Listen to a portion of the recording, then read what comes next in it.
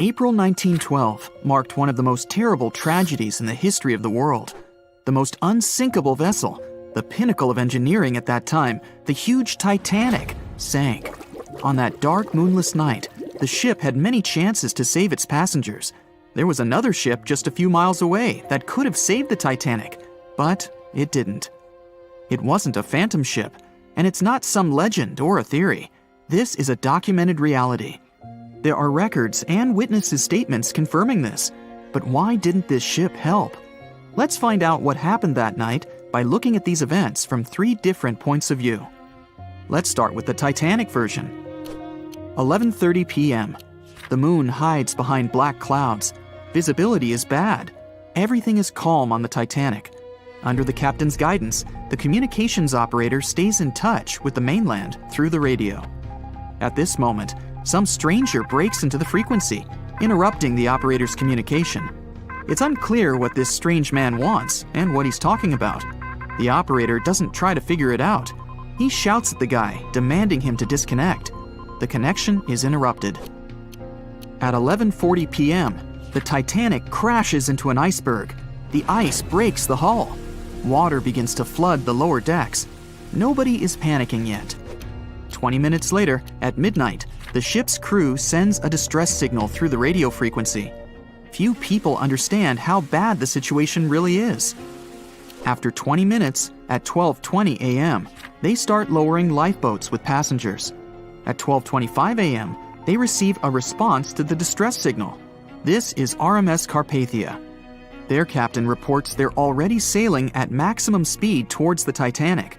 But the problem is that the crash site is 58 miles away. This means Carpathia will only be here in 4 hours. At 12:45 a.m., the sinking ship's crew release rockets into the air. These flares are one of the main reasons for the terrible fate of many passengers, but more on that later. 90 minutes later, the Titanic's deck breaks and the ship dives underwater. At 4:10 a.m., the Carpathia finally arrives at the shipwreck location. The crew members make heroic efforts to save all the people. They take 705 survivors on board. At this moment, another ship appears. It's SS Californian. The Carpathia sails towards the New York coast with all the people. The Californian floats in search of passengers and finds nothing but wreckage. The ship was only a few miles away while the Titanic sank into the icy water. The Californian could have saved these people, but did nothing. Its captain, Stanley Lord, made one of the most terrible acts that a sailor can allow. He didn't help a sinking ship. When the world found out about all this, they detested Captain Lord. They couldn't bring charges against him, and the trial didn't punish him. But his career was ruined entirely, as no other ship company would hire him. Despite this, he never confessed he had been guilty. Before he passed away, the captain said it hadn't been his fault. If this was true, then what happened there? This brings us to the Californian version. It's the night of April 14th. The Californian is sailing in the cold waters of the North Atlantic. The ship gets into a section with a lot of icebergs. At 10:10 p.m., Captain Lord stops the ship. It's too dangerous to move around this area, as they can damage the hull. At 11 p.m., the ship starts drifting. It's impossible to move in such conditions with such poor visibility. The captain knows that the Titanic is coming here, so he orders the radio operator to warn the ship about the danger. Radio operator Evans turns on the receiver and tries to contact the Titanic. He spends about 30 minutes on it. The connection is finally established. At this moment, the Titanic radio operator is speaking with the mainland. Evans interrupts this conversation and tries to warn the ship about icebergs. The operator doesn't understand Evans' words. He's annoyed because Evans broke into the channel so brazenly. He shouts at Evans and cuts the connection. Tired, Evans turns off the receiver and informs his superiors about the incident. It's still a mystery how the captain reacted to this news. He probably thought the Titanic knew about the danger. He lets Evans go to bed. If Evans hadn't turned off the radio and waited 1 hour, he would have heard a distress signal from the Titanic. But you shouldn't blame him. At this point, He has no official reason to stay at the transmitter. Evans is too exhausted and can't fight drowsiness. So, Evans goes to bed. The Titanic begins to sink. Its captain sends a distress signal. The operator on board the Carpathia catches it, but the Californian doesn't, since the receiver is turned off. Captain Lord can't sleep. He feels that something is wrong. Meanwhile, the Titanic is rapidly sinking under the water. The captain gives the order to launch rockets into the air. And here is where one of the critical mistakes takes place. They release warning lights, but they are not red. The crew forgot to take red rockets on board for some reason, so they lit up the sky with a bright white light. If you need to send a distress signal, you need to release red lights. Captain Lord sees these lights, but doesn't perceive them as a cry for help. It can't be that there are no standard red rockets on such a massive ship as the Titanic. But, unfortunately, it can. Captain Lord thinks the Titanic is sailing away. Perhaps there is some unknown reason behind those white lights, but he doesn't really know. So, Captain Lord has no idea that the Titanic is sinking. He still decides to contact the ship, but this time, not through radio communication. Captain Lord doesn't wake up the radio operator and sends a signal to the Titanic through a signal lamp. It's important to understand that many old-school captains didn't take radio communication seriously. They didn't understand the value of this technology. That's why Captain Lord doesn't wake up Evans. He sends light signals, but the Titanic doesn't respond. Many survivors later mentioned seeing the flashing lights of the Californian, but there was nothing they could have done. The ship's crew doesn't hear their cries for help. At 2:20 a.m., the Titanic completely goes underwater. A little more than 2 hours later, radio operator Evans wakes up and turns the transmitter on. He hears many rescuers talking about the sunken ship. Evans understands everything. He reports this to the captain. At that moment, the Californian immediately heads to the wreck site. They meet Carpathia there. With the survivors on board, it sails towards New York. The Californian stays sailing and looking for people. They find nothing but wreckage. The Californian returns to the mainland. The news about the ship that could have saved the Titanic is spreading all over the country. The trial begins. Captain Stanley Lord and the crew tell their version. They say their ship had been standing still. Many people don't believe them, and some of the surviving passengers claim to have seen the Californian sailing by. Still, the judge declares them innocent. 1962. Captain Stanley Lord is a very old man. He calls a notary to confess something. The captain makes his last remark about this case. He swears he's not guilty. But if it wasn't the Californian sailing past the Titanic at that moment, then what? The Samson theory could answer that question for us. The sealing ship Samson is sailing in the cold waters of the North Atlantic. The crew aren't sleeping. They carefully study the surroundings, but not because they're afraid of icebergs. They're scared of meeting with the U.S. Coast Guard. The Samson ship's crew catch seals, which is illegal. At 12:45 a.m., Samson's captain sees white signal rockets. The team is sure it's the Coast Guard. They turn off the lights and sail away. It's dark, so they don't notice the sinking Titanic. They return to the coast of Iceland and hear about the disaster. They realize they have abandoned the drowning passengers. The nephew of one of Samson's crew members reads about this story in his uncle's diary. The nephew asks for permission to publish these recordings. All the people realize that Captain Lord wasn't guilty, but unfortunately, he didn't live to see this moment. Actually, it's still unknown who is guilty in this story. 2 ships were nearby the Titanic. Their captains were adequate people. They would have helped save all the passengers. Their fault was that they couldn't understand what the Titanic wanted on that dark night. Someone forgot to put red flares in the box. This small but fatal detail was one of the leading causes of the tragedy. A beam of electric light pierces the darkness over the calm waters of the Atlantic Ocean. The Titanic is quietly making its way through the waves, its passengers asleep, when suddenly a monstrous white shape is caught in the light beam. The fateful iceberg is about to rend the side of the legendary ship.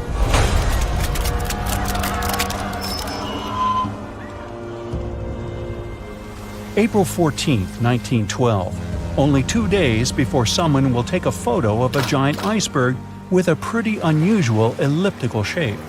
It turns out that this iceberg most likely formed out of snow that fell 100,000 years ago.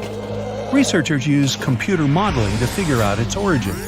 They used data from 1912 and added some new information about winds and ocean currents. They concluded that the iceberg was probably a part of a small cluster of glaciers in southwest Greenland. These days, it's possible to calculate the routes of such icebergs in any given year in the past. So the infamous chunk of ice was on its way from Greenland to an area further south from Cornwall. If the ship had passed through that region only 2 days later, the iceberg would have moved far away from the point where they met. At first, the weight of the most well-known iceberg in the world was 75 million tons. With time, it started to slowly melt away. And when it sank the Titanic, its weight was only 1.5 million tons. By the time of the collision, it had probably been melting for months, but it was still a true monster. When the Titanic sank, the iceberg was 400 feet long, and more than 100 feet of its surface was above the water. Some people believe it was a supermoon that caused the Titanic to sink. That night, there was a rare lunar event. It hadn't happened for 1,400 years. In normal conditions, the iceberg wouldn't have traveled so far south without melting and losing the largest part of its mass. But the supermoon could have been the reason for an unusually high tide that pulled the iceberg away from the glacier way faster than usual. There's a specific type of bacteria that slowly consumes the remains of the Titanic. Salt corrosion, ocean currents, freezing temperatures, plus this rust-eating microorganism might consume the entire wreckage. American actress Dorothy Gibson was aboard the Titanic. She survived, and when she arrived in New York, she started filming a movie called Saved from the Titanic almost right away. The movie was released only a month after the Titanic sank, and in the movie, she even wore the same shoes and clothes she had during the actual disaster. The movie was a big success at that time, but the only known copy was destroyed in a fire. 14 years before the Titanic sank, a novella called Futility had been published, and it seemed to have predicted the whole event. The plot centered around a fictional ship called the Titan that sank during its voyage. The Titan was almost the same size as Titanic, and they both went to the bottom in April. The reason was hitting an iceberg, too. Both the real and fictional ships were described as unsinkable, and both of them had the legally required number of lifeboats, which, as it turned out later, were nowhere near enough. We've seen it in the movie, but there were some real-life love stories happening on the Titanic, too. 13 couples even took a trip on the Titanic as part of their honeymoon. One of the couples owned Macy's department store in New York. Once it became clear the Titanic was rapidly sinking, the woman refused to go into a lifeboat without her husband. But he didn't want to join her while there were still women and children who he thought had to go first. Then his wife gave her coat to her maid. She insisted that the maid should get into the lifeboat, and she wanted her to be warm. As for the woman herself, she decided to stay with her husband till the end. Some people believe Titanic sank because of a mummy, not an iceberg. It all started around 1000 BCE with a mysterious woman who lived in Egypt, in the City of Thieves. People knew little about her, but they called her a priestess. Her mummy was put in a wooden sarcophagus and covered with a large lid with the image of her face and some mystical inscriptions. This place had been hidden until the first half of the 19th century, when a group of locals accidentally came across it. They disturbed her peace. No one knows how, but the mummy disappeared that day without a trace. A couple of decades later, a group of rich friends from England traveled to Egypt and found the empty mummy casket with the image of the priestess, whose dark eyes seemed to be looking into the void. They decided to buy it, but the buyer disappeared the same night before he even got the case. All members of the group had some accidents. The casket changed its location a couple of times until it, as some believe, ended up on the Titanic. It took more than 70 years for a robot submarine to find the ruins of this legendary ship. The wreck lies nearly 13,000 feet under the surface of the Atlantic Ocean, split into two halves. Why did the liner break apart? No one knows exactly. Some think it happened because of the water that got inside when the ship collided with the iceberg. The pressure was so powerful it separated two parts of the vessel, starting with the ship's bottom structure. Others say it was because of the hull rivets. They had a high concentration of slag or smelting residue, and that's something that can cause the metal to split apart. The ship generally had many flaws, starting with the design. The watertight bulkheads weren't completely sealed on top. This allowed the water to flow between the compartments and, in the end, sink the vessel. The iron of the ship's rivets and steel of the hull ended up ruined because of high sulfur content, cold temperatures, and high speeds. The steel shattered and the rivets popped out quite easily. Because of this, Titanic sank 24 times faster than it would have otherwise. If the ship had hit the iceberg head-on instead of ramming it with its side, it would have probably stayed afloat. How come the crew members didn't have binoculars? It would have surely helped them spot the iceberg on time and maybe even avoid the disaster. But the binoculars on the Titanic were locked in a storage cabinet. Only one crew member had the key, and he had been transferred off the ship right before it set sail. He later said he hadn't remembered to hand over the key. But even without the binoculars, the ship might have had some time to change course and avoid the collision if the crew had gotten some warning. But that's the thing, someone did warn them. About an hour before the incident, a ship that was relatively close to Titanic, the SS Californian, sent a message to inform them it had stopped because of dense ice field. But the warning never got to the Titanic's captain. Some experts say it was because the radio operator didn't think it was that urgent. And later, the SS Californian said they didn't get a call for help from the Titanic because their radio operator was off duty. Some say the crew on the Titanic couldn't spot the iceberg on time because of an optical illusion. Atmospheric conditions that night probably caused super refraction, which could have camouflaged the berg. After all, no one actually saw the iceberg until it was too close to the ship to somehow avoid the crash. Not even a whole minute passed between the moment they saw the iceberg and the collision.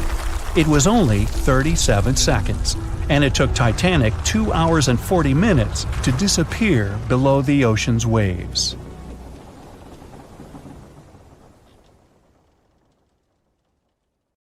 You know SOS, don't you? 3 dots, 3 dashes, and 3 more dots. It's an easy enough signal to tap out in Morse code. It means save our souls or save our ship. The crew of the legendary Titanic had been desperately trying to send this signal for 2 hours the night of April 14, 1912. There were other ships not too far from the spot where the iceberg took down the mighty Titan of the sea. But the call for help seemingly disappeared before it could reach them. The passenger ship SS Mount Temple did pick up a signal and try to respond, but the Titanic never got the answer. So what was silencing the ship's cries for help? Some unknown Bermuda Triangle of the North Atlantic? Consider this. Eyewitnesses say the sky was painted with a brilliant aurora borealis that cold, fateful night. Beautiful, yes. But on that day, the Northern Lights may have sealed Titanic's fate for good. You see, the aurora borealis forms thanks to geomagnetic storms. Sounds complicated, but those are basically fluctuations in the Earth's magnetic sphere. And what causes those is the sun itself. The magnetic sphere is like a protective bubble that surrounds our planet. It blocks harmful solar rays, winds, and other cosmic dangers from reaching us. Without it, life on our planet wouldn't be possible. Earth would look more like Mars. You also have it to thank for compasses pointing north. Experts know the Earth's magnetosphere affects navigational equipment, or disrupts it. Which brings us back to the Titanic. Recently, a published weather researcher named Mila Zenkova proposed a theory that solar flares, which provoked a geomagnetic storm, could have played a major role in the Titanic's untimely demise. Solar flares make themselves known on Earth all the time. Some people are especially sensitive to the magnetic storms they cause. These unlucky folks can feel weakness, fatigue, headaches, and even mood swings. On usual days, the pressure is the same on both sides. The magnetosphere blocks all the bad stuff, and we're all happy. But sometimes, explosions occur on the sun. They can be massive, Earth-sized. These flares shoot out a wave of charged particles that collides with the magnetosphere at high speeds. Our protective bubble then goes on the defense. It shrinks, deforms, and pushes those particles toward the poles. Enter those brilliant lights dancing above the Titanic that night. In the north, we know it as Aurora Borealis. In the south, Aurora Australis, or the Southern Lights. When the magnetosphere pushes those solar and cosmic particles toward the poles, they collide with molecules of different gases. That's why you get the range of colors. For example, oxygen can be green or red depending on the distance, and nitrogen is blue or purple. What multiple people saw that night was exactly this phenomenon, including the second officer from the rescue ship Carpathia. He wrote it down in the logbook before getting the distress call from the Titanic. But I'm getting ahead of myself. Auroras are a visible sign of a geomagnetic storm. Now, about navigational equipment. This applies to satellite and radio frequency devices. Remember, they didn't have iPhones back in the Titanic days, so the average person couldn't notice their gadgets going haywire. But navigational devices and wireless telegraph did exist and were actively used. Rewind back to the Middle Ages, when sailors noticed that, on some days, compasses wigged out. The arrows spun in all directions, and people back then had no idea why. It wasn't until the 18th century when French scientists found out that such problematic days occur at the same time as black spots appearing on the sun. Solar flares, the mystery was solved. Now, the Titanic had the most advanced, well-known radio equipment at that time. They tested it thoroughly to make sure it worked for distances up to 2,000 miles away. Titanics passed them all. On April 10, 1912, the massive liner left Southampton and set off for New York. The very next day, the crew started getting the first reports of drifting icebergs and ice fields. They put dots on the map to mark the coordinates and let out a sigh of relief. All the troublesome spots were north of the Titanic's planned route.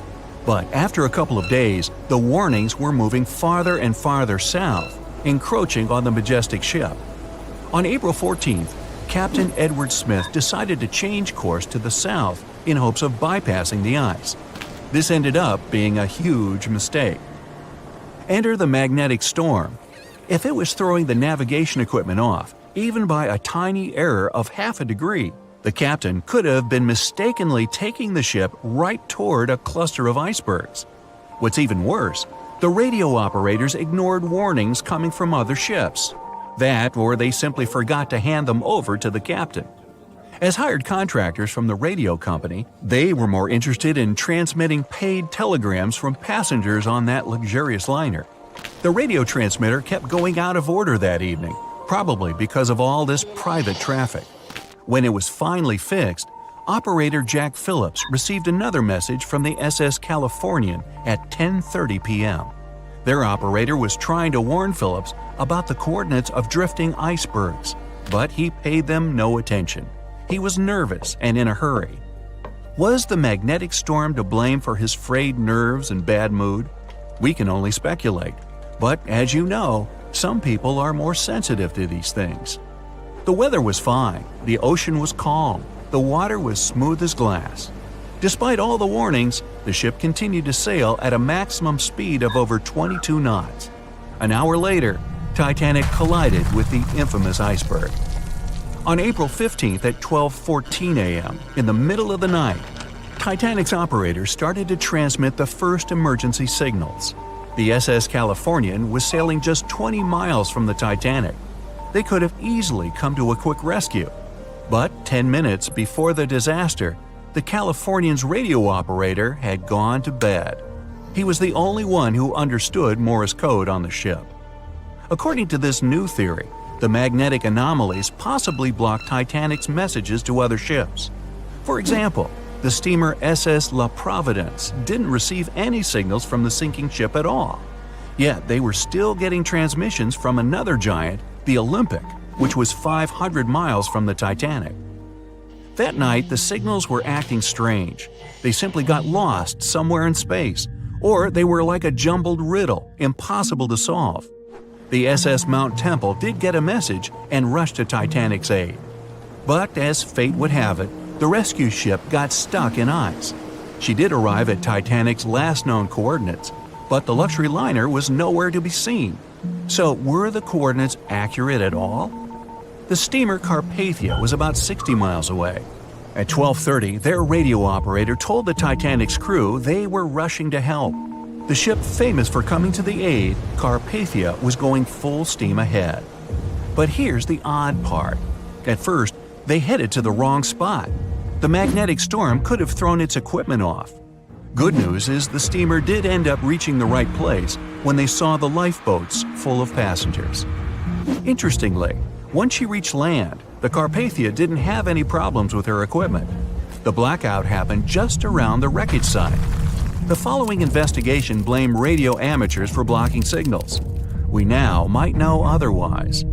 Zinkova explains that at that time, they didn't know exactly how and to what extent the sun influences the Earth. No one could have guessed that the sun could tamper with these massive ships' navigational equipment, especially one that had the best of the best at the time. There's another theory that even the moon could have played a role. Some researchers claim that in January 1912, our natural satellite was closer to the Earth than usual. It caused very strong tides and raised the sea level. Every year, icebergs break away from Greenland and stop around Newfoundland. But not that year. The increased water flow pushed them further for 3 months. And come April, they were right in the way of transatlantic ships.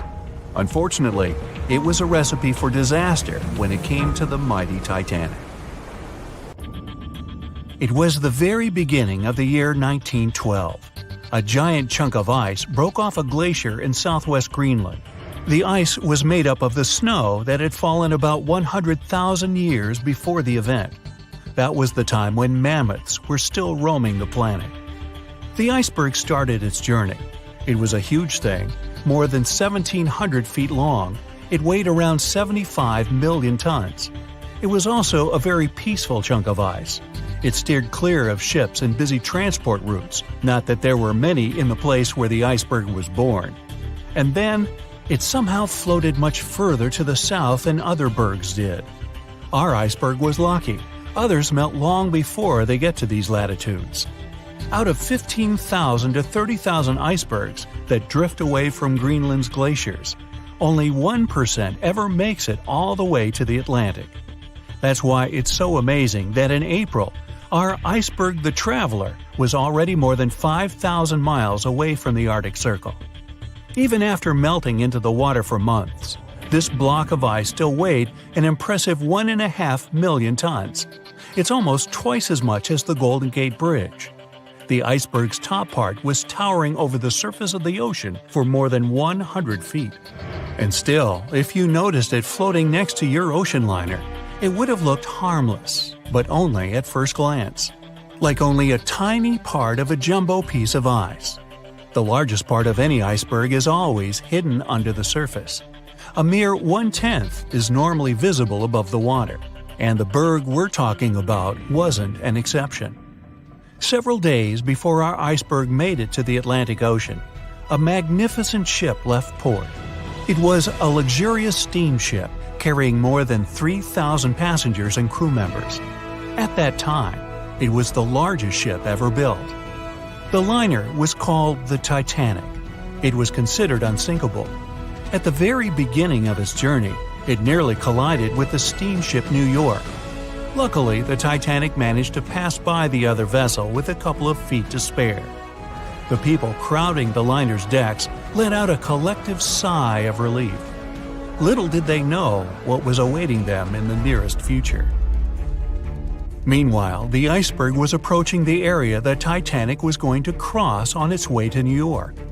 It happened on April 14th, when the ship was in the North Atlantic Ocean, 370 miles away from Newfoundland.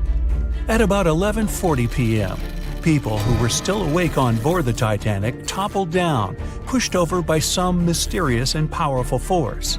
Those who had already gone to bed got catapulted to the floor. Both the passengers and crew members were screaming, panicky, and confused. Just minutes before the commotion started, an iceberg had appeared right in front of the ship. It was our wandering iceberg. Why hadn't the crew noticed it earlier? There might have been several reasons. I'll tell you about them a bit later. Anyway, once the liner collided with a huge chunk of ice, it was doomed. Unable to divert its course, the ship ruptured at least 5 of its hull compartments. They started to fill with water with alarming speed. The Titanic's compartments weren't capped at the top. That's why the water spilled over and started to flood each succeeding one. The front of the ship began to sink, causing the back part to lift vertically into the air. And then, with a deafening roar, the liner broke in half. The rest is history. But few people know what happened to the iceberg after the ship had hit it. It gets us back to the question of why no one had spotted the floating ice mountain until it was too late. Let's track the events of that fateful day. At around 6 p.m., Captain Smith finally decides to change the Titanic's course. He's been receiving iceberg warnings throughout the entire day. The ship starts to head further to the south, but the speed remains the same. At 9:40 p.m., another ship informs Titanic about a vast ice field packed with icebergs. Unfortunately, this message never reaches the liner's bridge. At about 11 p.m., yet another steamship radios Titanic. They say the ice has surrounded them, making their ship stop. This message also gets ignored. Meanwhile, most of the passengers on the luxury liner have already retired to their rooms. At 11:35, the sailors in Titanic's crow's nest notice the iceberg. They ring the bell 3 times, which means something's ahead. Then they call the bridge.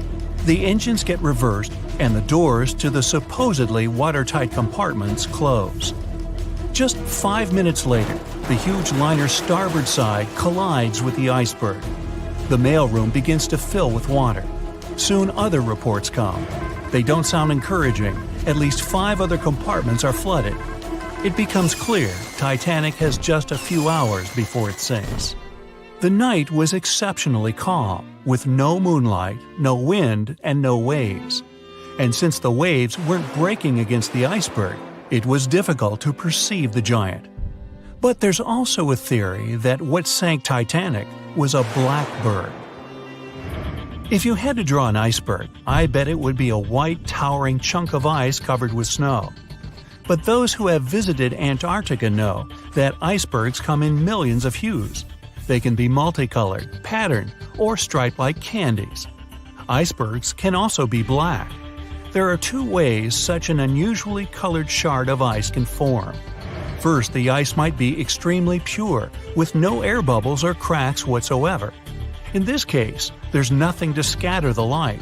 The iceberg will absorb it all and look black. Or an erupting volcano can cover a glacier with volcanic ash.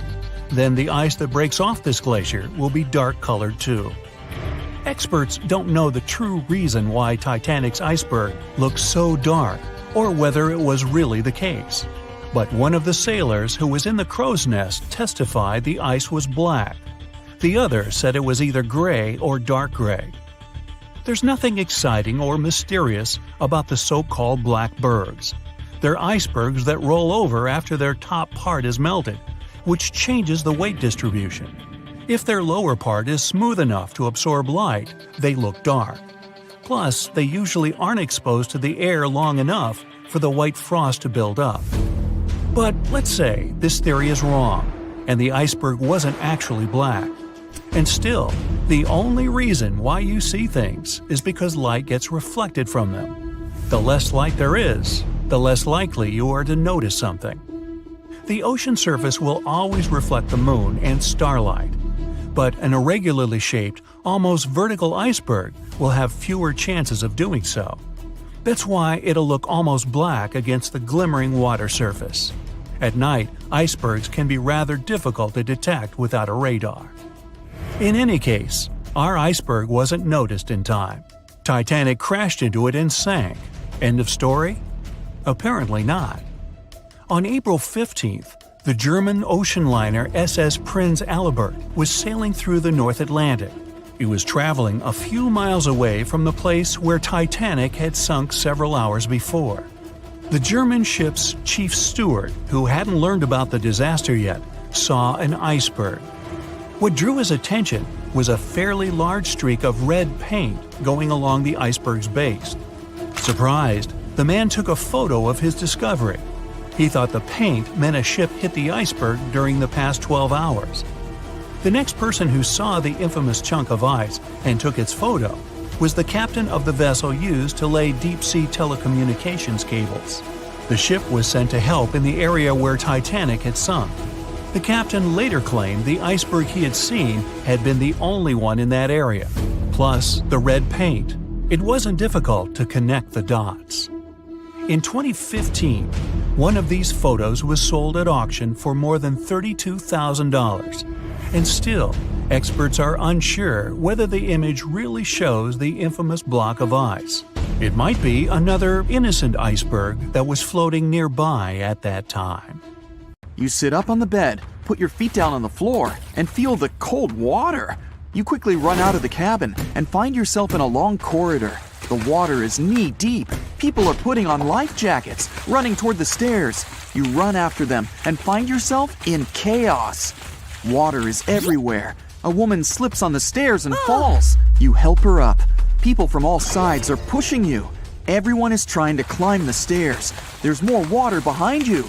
The cabin you've just left is completely flooded. A few more seconds and the water level will rise above your head. Fortunately, everyone manages to get out. The upper deck is breaking. The huge ship is tilted to the side.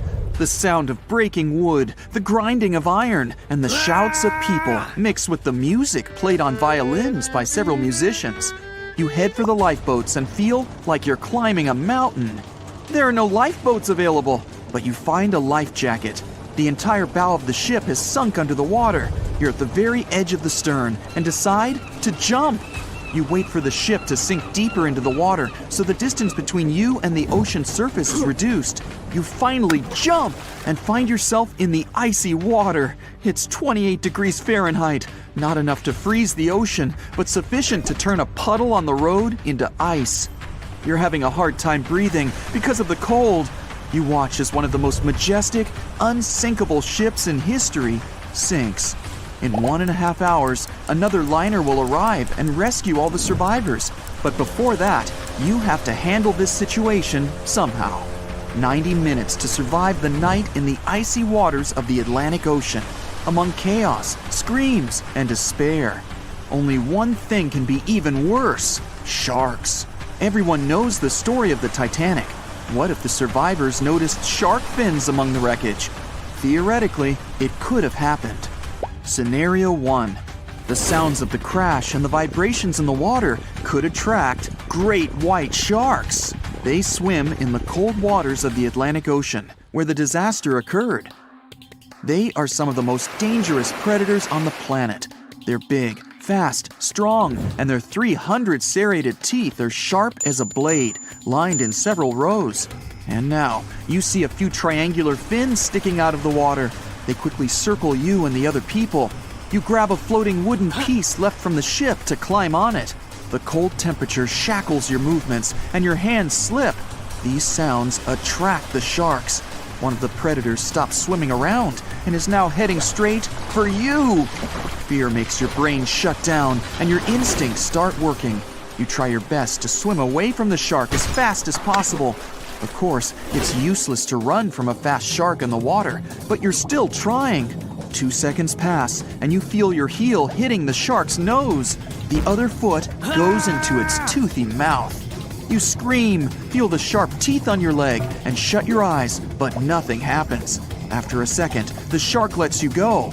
Great whites rarely attack humans. If they bite, it's just because they want to test you.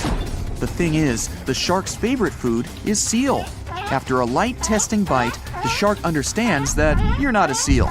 It simply loses interest in you. But if the shark is hungry, then it won't care what kind of animal you are. Those survivors who are safe in the boat have no reason to fear. The great white won't attack them. The predator can push the boat a little, but only to test it. If there's a fridge with steaks on board and someone decides to feed them to the sharks, then problems will begin. Several predators will push the boat until the steaks fall in the water. The shark is swimming away from you. Then, one of the lifeboats picks you up. You're safe. Soon, another liner will arrive, and you'll find yourself in a warm and cozy place. Scenario 2. If the water was warmer, Titanic survivors could encounter bull sharks. You jump into the water from the sinking ship. The water's not so cold. You can easily swim to the nearest floating door. But you notice a tall triangular fin with a dark tip on the top. Unlike the great whites, these sharks aren't fast. They seem lazy and slow, as if they aren't interested in you. But you still need to climb the door as quickly as possible. Bull sharks are some of the most aggressive in the world. They deliberately create the illusion of slowness so their prey relaxes. At the right moment, they become agile and fast. They're called that because of their short, flattened faces, like bulls have, and their bodies are strong. These predators like to ram their prey or other sharks with their heads. As soon as you climb the door, the bull shark crashes into it and you fall into the water. Fortunately, there's a lifeboat nearby. People get you on board. Several sharks slam into the boat from all sides. It gets scary, but with your combined efforts, you keep the boat afloat. Soon, another liner arrives and scares off the predators using its loud signal and the roar of the engine. That unpleasant scenario is, luckily, impossible. Bull sharks swim only in the warm waters of the ocean. But most often, they can be found in fresh springs, river estuaries, and shallow water. That's why they're so often seen by people near beaches. Always read about the place where you're going to swim before diving in the water. The third and most likely scenario: you jump into the water, it's icy again, and you're having a hard time moving because of the cold. Your life jacket keeps you on the surface perfectly.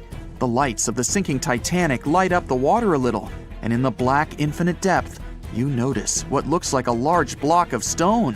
An ancient fish, the most majestic shark in the world, is swimming near you. It's a Greenland shark. They swim even in the Arctic waters, so they're not afraid of the cold temperatures of the North Atlantic. This huge predator is bigger than a car. Each year, its length increases by 0.3 inches. You're lucky to see it, as it's one of the rarest sharks in the world. Fortunately, it has a docile nature and will not attack you. The entire kitchen of the Titanic may be floating in the water and attracting these sharks. They're slow, peaceful, and old. The age of the Greenland shark can reach 400 years. This shark is considered adult 150 years after birth. The one you're currently looking at in 1912 may have witnessed the golden age of pirates with sabers, parrots, and eye patches. Arr! And it's quite possible that the same shark that saw the Titanic disaster is still alive in 2021 and slowly wandering the cold waters of the Atlantic Ocean. In all these scenarios, you manage to escape. But if a shark attacks you in the water and there's no boat nearby, then you still have a chance to survive anyway. The main thing is not to panic. Don't splash or make sudden movements so as not to excite the shark. You're wearing a life jacket, so you don't have to move to stay afloat. Do not swim away from the shark, otherwise it'll think that you're its prey. The shark will be swimming around you, so don't lose sight of it. You can slowly swim away to a boat or wooden boards, anything that you can climb. If you're near the shore, then slowly swim towards it until you reach shallow water. After that, you need to quickly run away. But be careful, the shark can even get you out there, so keep your eyes on it at all times. If the shark still attacks you, then you will have to fight for your life. Weak points of the shark are its eyes and gills. aim for them with your fists and feet. John watched on in disbelief as he drifted away on a piece of wood. In the freezing waters of the Arctic, slowly drifting away. John looked upon the vessel he had worked and lived on as it raised its enormous bow high into the sky, then broke in half, causing a sound that only a crack of lightning could replicate. Distraught and dumbstruck, believing that he, and he alone, knew the dark truth behind the demise of the unsinkable ship, the Titanic. 5 days earlier, as the Titanic set sail on its maiden voyage, John worked hard alongside his mates in the coal bunker, stocking up the coal to feed the Titanic's mighty furnace. They had stocked and stored more than John had ever witnessed on any other ship he'd worked on. But this was the Titanic, the grandest ship to have ever sailed the seas.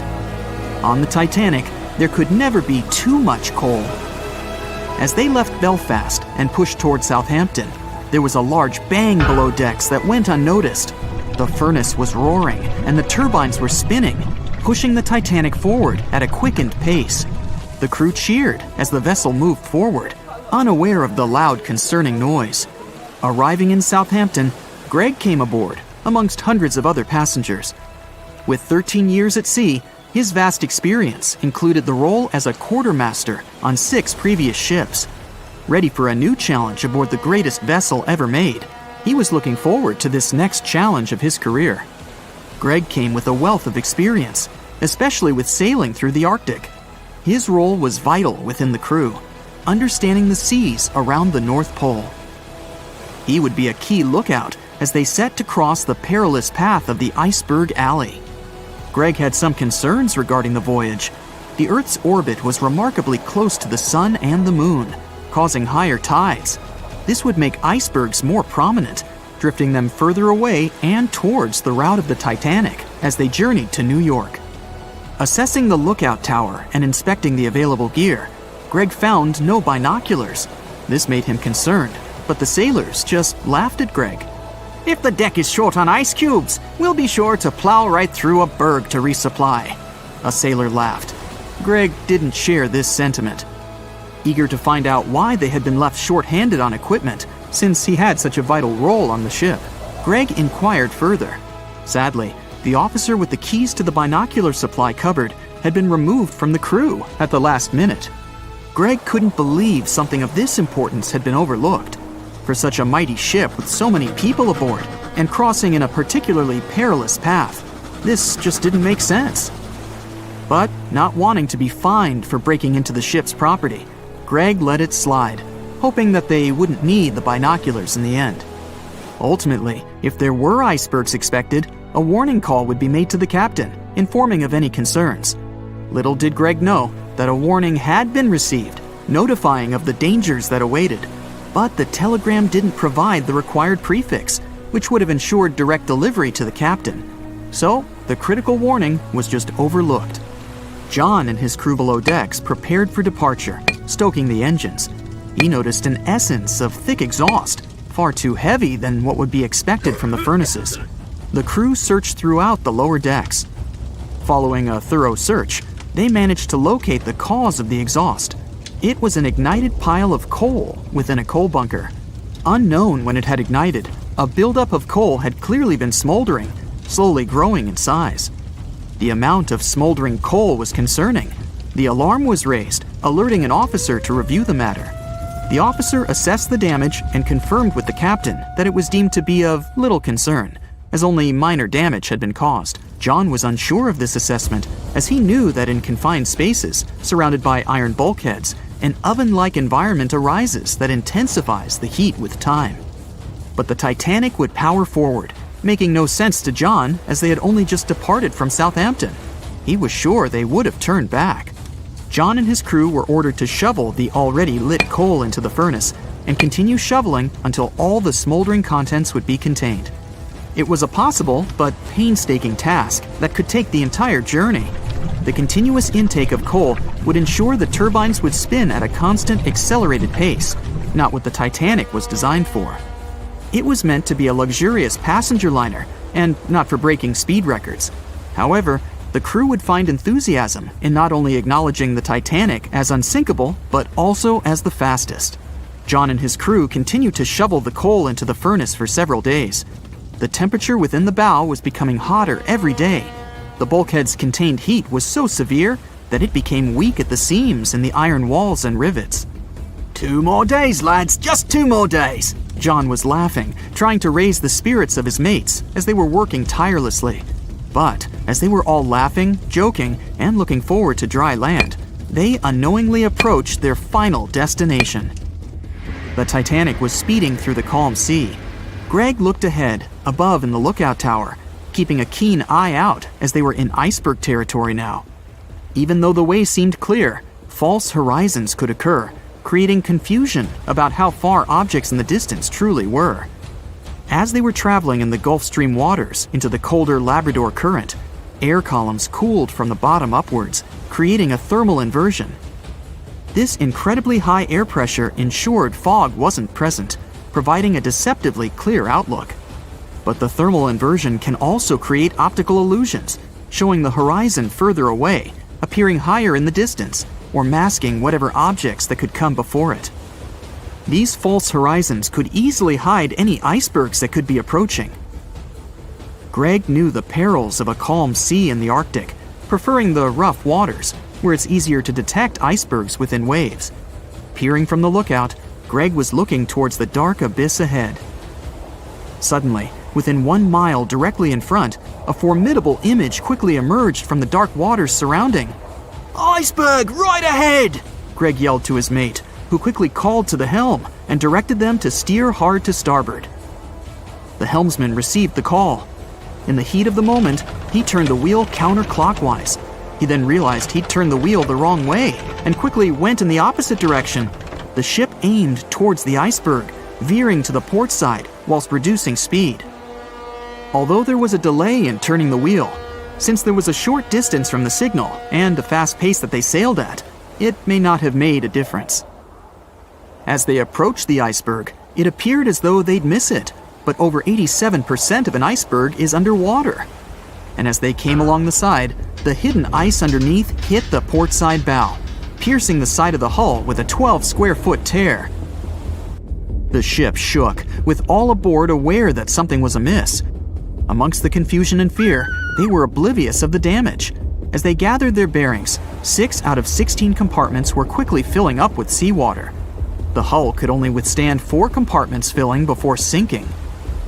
Time was ticking as the Titanic made its descent into the depths. The weakened bulkhead with heated steel pillars and rivets broke under the pressure and sudden change of temperature from the ice-cold water. The call was made to abandon the ship. Lifeboats were prepared to be released, while help signals were sent out to nearby ships. The radio operator was guiltily sitting, constantly calling out to a nearby ship that had been in contact with the Titanic recently. There was steady communication with this ship over the past few days, providing warnings of icebergs since the Titanic departed from Southampton.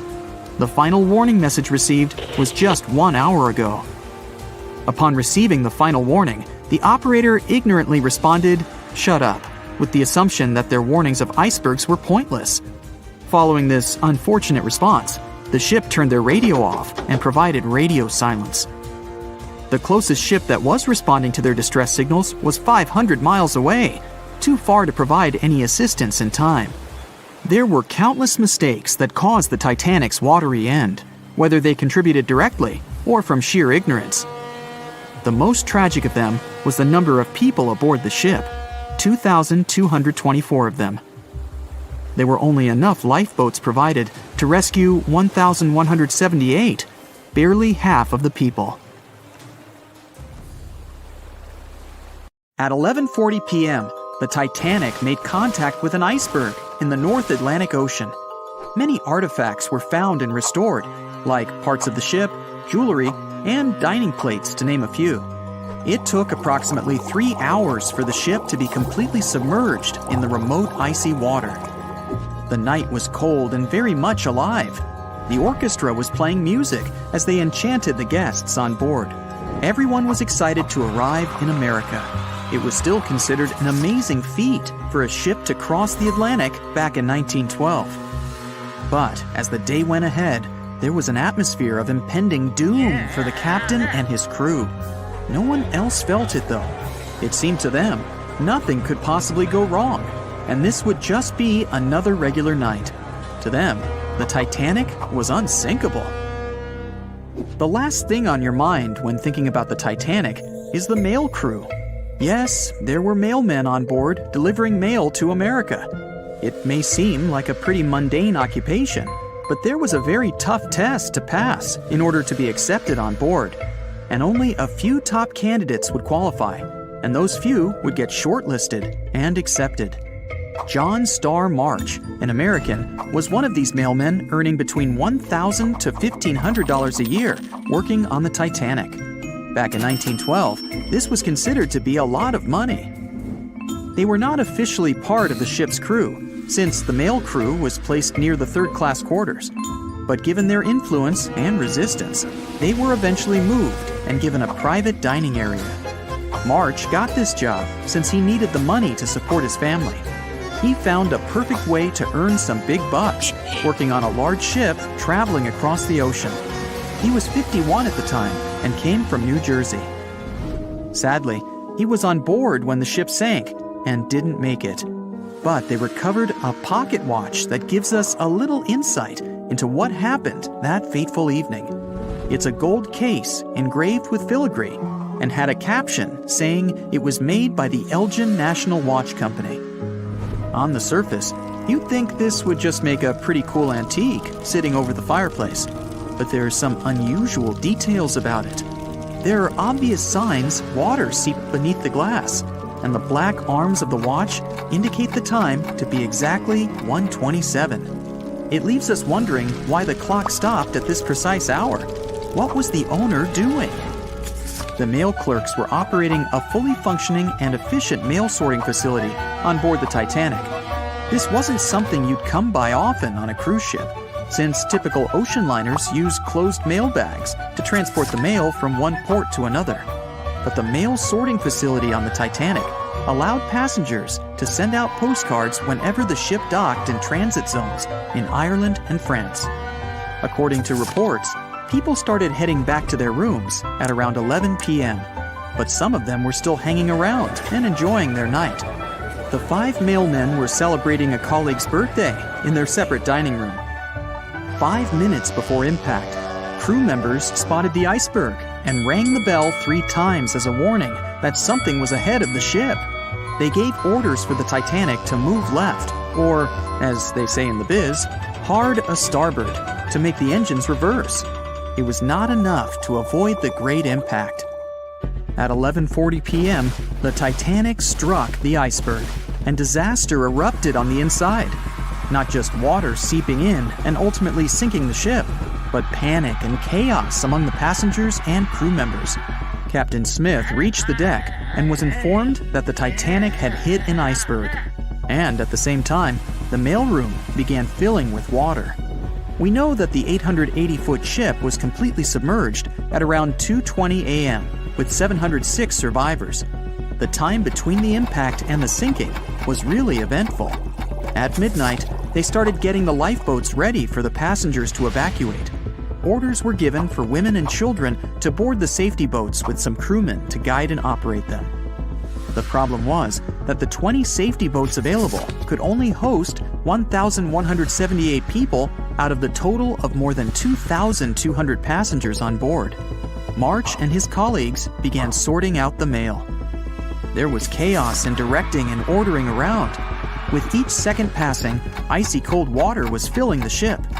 15 minutes after midnight, Captain Smith ordered his crew members to send out a distress signal. Even though SOS was established earlier than the Titanic, many others used CQD. The CQ stands for General Call, and the D is Distress.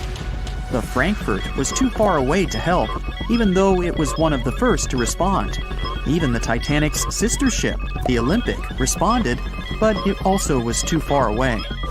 At 12:20 a.m., the Carpathia received the urgent message and redirected from its original course to help them out, even though they were 58 nautical miles away. Although this was some relieving news, the water kept seeping in at an alarming rate. It wasn't easy to keep everyone calm, knowing that the ship could be underwater in a matter of hours. At this point, many passengers were already on board the safety boats, waiting to descend into the water. The musicians on board began playing music for the ones still waiting. At first, they were playing in the first-class lounge, and then they moved to the deck. There's a debate on how long they were playing for and what song it was. None of the musicians made it out. The 5 mailmen on board were also doing their duties while the ship was sinking. According to a ship officer, the mailroom was already covered in water above the ankles, and the mailmen were busy trying to save as much mail as they could. March was one of them. There were bags of mail floating around. They started with the registered mail. Witnesses of the Titanic sinking reported the mailmen were putting bags of mail on the deck to keep them from getting wet until help arrived. They also mentioned bags of mail were floating about in the freezing water. It wasn't until 12:45 a.m. when lifeboat number 7 on the left side of the ship was lowered onto the water. Even though it had room for roughly 65 people, only 27 people were inside. Many of the safety boats carried fewer passengers than their maximum capacity allowed. The crew were worried that the boats would capsize if so many people were on them. Some reports suggest that some people even refused to board the safety ships, sticking with the claim that the Titanic was unsinkable. At the same time, they fired up one of the 8 distress rockets in the air, but it didn't get them any help. At 12:55 a.m., the second and third safety boats were descended to the waters with 2 male passengers jumping on board. 5 minutes later, another safety boat was lowered with around 39 people. At this point, water entered the base of the grand staircase. In the next 20 minutes, more safety boats were lowered, most of them underloaded. Still no help. The Carpathia was still on the way. Panic was growing, and tensions were rising. There was a lot of anger for people being left behind. At around 1:30 a.m., things were getting out of control. The organized boarding of passengers to the safety boats stopped. March's watch stopped 3 minutes earlier, which could mean he was part of the scuffle between crew members and passengers. It took 3 hours for the Carpathia to arrive. March wasn't among the survivors. His watch proved to be one of the essential findings lost in the wreckage of the Titanic. It was eventually returned to March's 2 daughters, and now it's in one of the collections of the National Postal Museum. March was a man who did what he had to do in the worst circumstances. Time was a precious commodity for the people on board the ship, and this watch proved valuable to learn more about the tragic yet inspiring stories of the Titanic. On the night of April 14th to 15th, 1912, the most modern and unsinkable ship collided with an iceberg and sunk. And it was incredibly scary. Just imagine a huge cruise ship, several times the size of the Statue of Liberty, crashing into a massive chunk of ice and sinking. It's dark and cold. All you can hear is the rumbling and grinding of breaking metal and wood. All that surrounds you is the icy waters of the endless Atlantic Ocean. There's almost no connection with the outside world. There are no phones or internet. Nobody else on the whole planet knows that the ship is sinking. It's a real nightmare. But the most shocking thing is that the people who were on the Titanic that day didn't panic. They were calm, maybe a little worried, but there was no fear on their faces. To understand why they weren't afraid during one of the biggest disasters of the 20th century, you need to see what was going on through their eyes. So, you're a passenger on the infamous ocean liner. Your cabin is located on one of the top decks of the ship. You've just had a great time with your friends at dinner. Now musicians are playing a beautiful melody. Waiters are serving dessert. You go out onto the deck and enjoy the tranquility of the mighty ocean. At this moment, you feel an incredible sense of security and comfort. You're proud that you're one of the first people in the world to travel on the most high-tech ship on the planet. You go to bed in your cabin and wake up because a crew member gently knocks on your door and asks you to go to the deck. There's some kind of issue, but there's no reason to panic. No problem. You'll be happy to go out and take a look at the night sky. The moment when the ship collided with the iceberg felt like nothing more than a slight push, and some passengers didn't even hear it. They realized that something was wrong only when stewards knocked on their doors and asked them to go outside. You're on the deck. There are already a lot of people here. Everyone is more or less calm. Passengers are talking about what might have happened. Listening to the conversations around you, you figure out that the ship is supposedly sinking. The idea seems like nonsense to you, but even if it is true, all passengers will be evacuated in lifeboats anyway. At that time, people didn't know there were half as many rescue boats as needed. Passengers were sure that everyone would be saved. Evacuation begins. Women and children go first. No one panics or tries to get into a boat before it's their turn. All men behave gentlemanly and help crew members to evacuate women.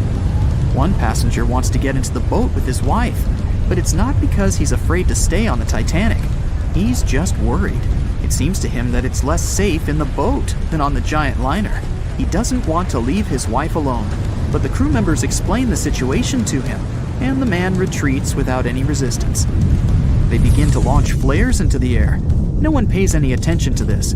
Everyone thinks this is a standard procedure for a ship breakdown. If there had been many experienced travelers on board, they would have understood the flares were fired because the ship was in distress.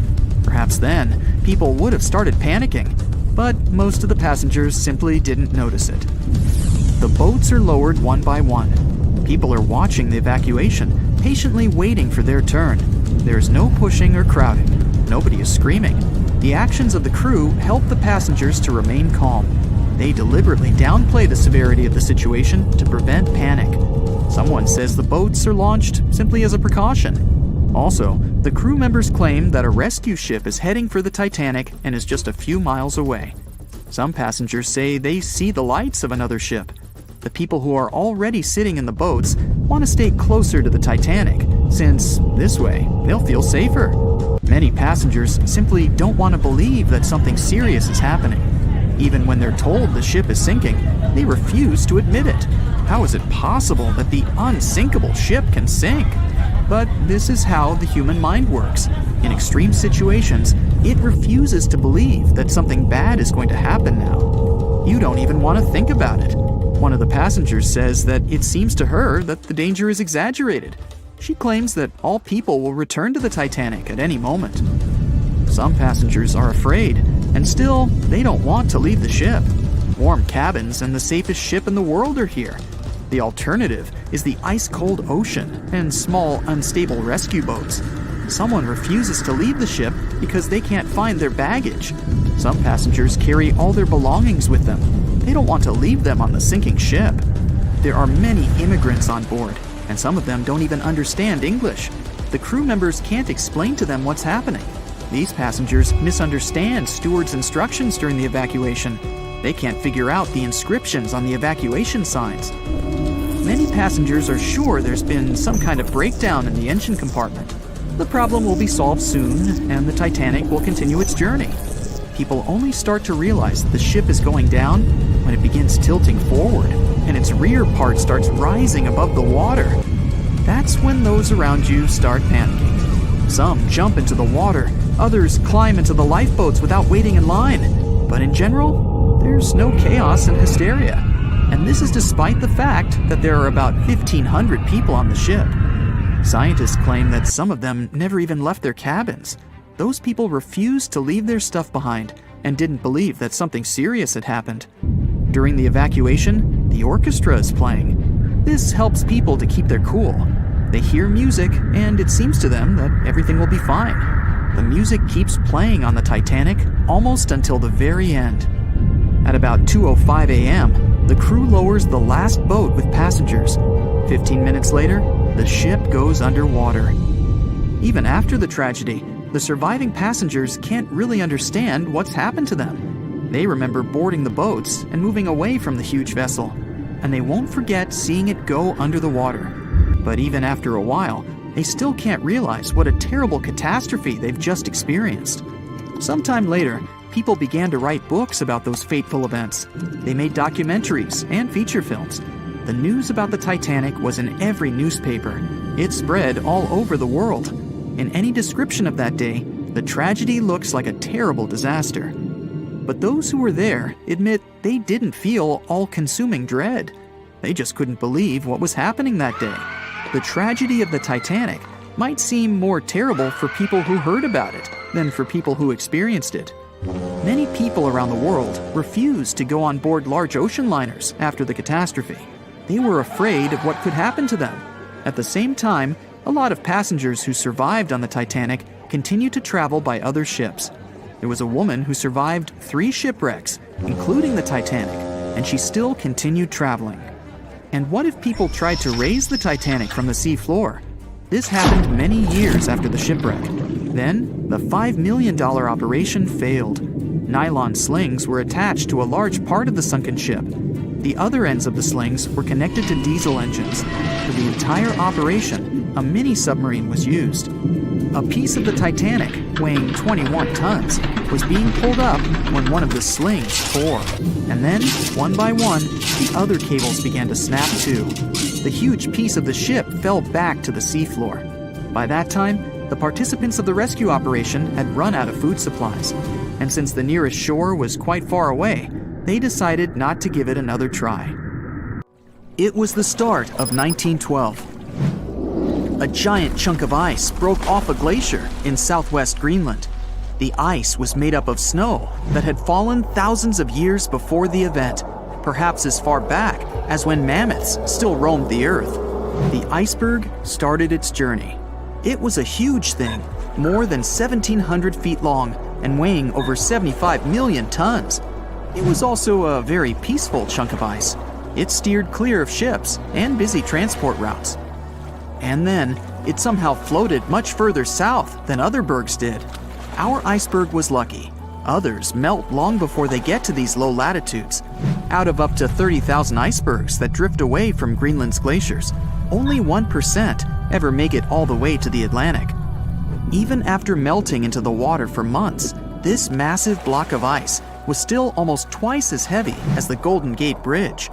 The iceberg's top part was towering 10 stories over the ocean surface. Several days before our iceberg made it to the Atlantic Ocean, a magnificent ship left port. It was a luxury liner carrying more than 3,000 passengers and crew members. At that time, it was the largest ship ever built. It was the Titanic. The collisions happened on April 14th, when the ship was in the North Atlantic, 370 miles away from Newfoundland. Unable to divert its course, the ship ruptured at least 5 of its hull compartments. They started to fill with water at an alarming speed. The Titanic's compartments weren't capped at the top. That's why the water spilled over and started to flood each succeeding one. The front of the ship began to sink, causing the back part to lift vertically into the air. And then, with a deafening roar, the liner broke in half. The rest is history. But what happened to the iceberg after that? On April 15th, the German ocean liner SS Prinz Adalbert was sailing through the North Atlantic. It was traveling a few miles away from the place where the Titanic had sunk several hours prior. The German ship's chief steward, who hadn't learned about the disaster yet, saw an iceberg. What drew his attention was a large streak of red paint going along the iceberg's base. Surprised, the man took a photo of his discovery. He thought the paint meant a ship had hit the iceberg within the past 12 hours. The next person who saw the iceberg and took another photo of it was the captain of a vessel laying deep-sea telecommunication cables. The ship was sent to help in the area where the Titanic had sunk. The captain later claimed the iceberg he'd seen had been the only one in that area, plus the red paint. It wasn't difficult to connect the dots. In 2015, one of these photos sold at auction for over $32,000. And still, experts are unsure whether the image really shows the infamous block of ice. It might be a simple iceberg that had been floating nearby at that time. The great unsinkable ship was gone, sunken to the bottom of the North Atlantic, where it remains to this day. But the iceberg continued on its way, perplexing a few witnesses and slowly melting into the surrounding water. It would vanish completely before the end of the year. You remember those heartbreaking scenes from the Titanic, either from books or movies, right? You know, the ones where the boat was sinking and there's nothing anyone could have done about it. Well, it turns out that that story isn't entirely true. At least, according to a historian and author of a book detailing events from that unlucky ship. If what he claims is true, every soul on the Titanic could have been saved. He wrote that the SS Californian and the SS Mount Temple were close enough to technically see the Titanic go down into the ocean, but they failed to act because they were afraid, or because they too had no idea what they were doing. Nobody thought the Titanic could ever sink back then, and it had everything you could imagine, from luxury lounges to a Turkish bath and even a squash court. But as it was racing through the ocean, ready to break the Atlantic crossing record, it hit an iceberg, and everything went downhill from there. A lot of ships wanted to help the sinking vessel and shifted their direction toward the Titanic after hearing the distress calls, but the two closest ships held back. The SS Mount Temple, for starters, was really close. It was a mere 50 miles away and could have reached the Titanic in just a couple of hours, potentially saving every passenger. However, its captain believed such a journey would be too risky. I mean, it did involve icebergs, right? There's nothing we can do about it these days, but we can use our imagination and at least save the day theoretically. Your average Joe might have had a difficult time helping people out on the Titanic, but what if we could ask for the help of superheroes? Well, for starters, it would be useful to have someone with time-traveling skills, right? They could go back in time and alert the crew that an iceberg is pretty close, and they should move the ship away from its path as soon as possible. Or, even better, go even further back in time and alert the captain of the ship not to proceed with the journey to begin with. Let me tell you, there were a lot of things that could have been done better with the Titanic. First of all, the crew had no access to binoculars. If they could have had this crucial piece of equipment, they might have spotted the iceberg in due course, at least limiting the damage or avoiding the collision altogether. And don't get me started on the lifeboats. Because they wanted the ship to look as luxurious as possible, there was little space left for those much-needed lifeboats that could have saved so many lives. Although there were 2,200 people on board, the lifeboats could only save 1,200 people. What about flight? Would a flying superhero have been able to help avoid this tragedy? I bet it would have. This superhero could have surveyed the area, especially during the night when there's low visibility to begin with. More so, the hero might have helped with alerting nearby ships faster that something went wrong with the Titanic, and that help is needed to make sure no one gets hurt. If someone on board might have been able to fly, maybe they could have airlifted a bunch of passengers to safety too. Laser vision? Now that would have been cool. A person with laser vision would have pulverized that iceberg in no time. Instead of shivering in the dark that fateful night in April 1912, people would have enjoyed a nice chilled drink on the deck the next morning, courtesy of some harmless leftover ice still hanging around on the ship. Okay, maybe this person with laser vision wouldn't have been powerful enough to split the iceberg in half so that the Titanic could pass safely. Well, they could have at least helped open the locked room containing the binoculars, that's for sure. Someone with superhuman strength. Yeah, that might have surely helped too. They could have placed themselves between the ship and the iceberg, preventing the collision from happening. If, say, they just happened to be snoozing when the Titanic hit the huge block of ice, no biggie. They would have simply kept the Titanic afloat until nearby ships came around to rescue all the people on board. If you'd have had underwater breathing abilities, you'd have at least been able to save yourself on the Titanic. I mean, technically, there's nothing much you could have done differently on the boat. Maybe you could have saved a bunch of other passengers, but only if you were strong enough to keep them afloat, while you comfortably swam completely underwater. If a person on board had been able to control the elements, that would have been amazing. Not only would it have saved a lot, if not all, of the passengers, it would have been fascinating to watch. Such a superhero would have been able to keep water away from the Titanic's injuries after it hit the iceberg. If they were agile enough and had seen the iceberg before it hit the ship, they could have transformed the big block of ice into water with just the snap of a finger. If we look at the records from that night, everything happened very fast with the Titanic. Wouldn't it have been nice to have someone on board who could slow down time? For the sake of the story, let's also imagine this person had a finely tuned intuition. They could have sensed something was wrong by the way the air smelled, or by the reaction of the crew when the iceberg was first spotted. With a simple gesture of their hands, they would have slowed down time, almost to the point of stillness.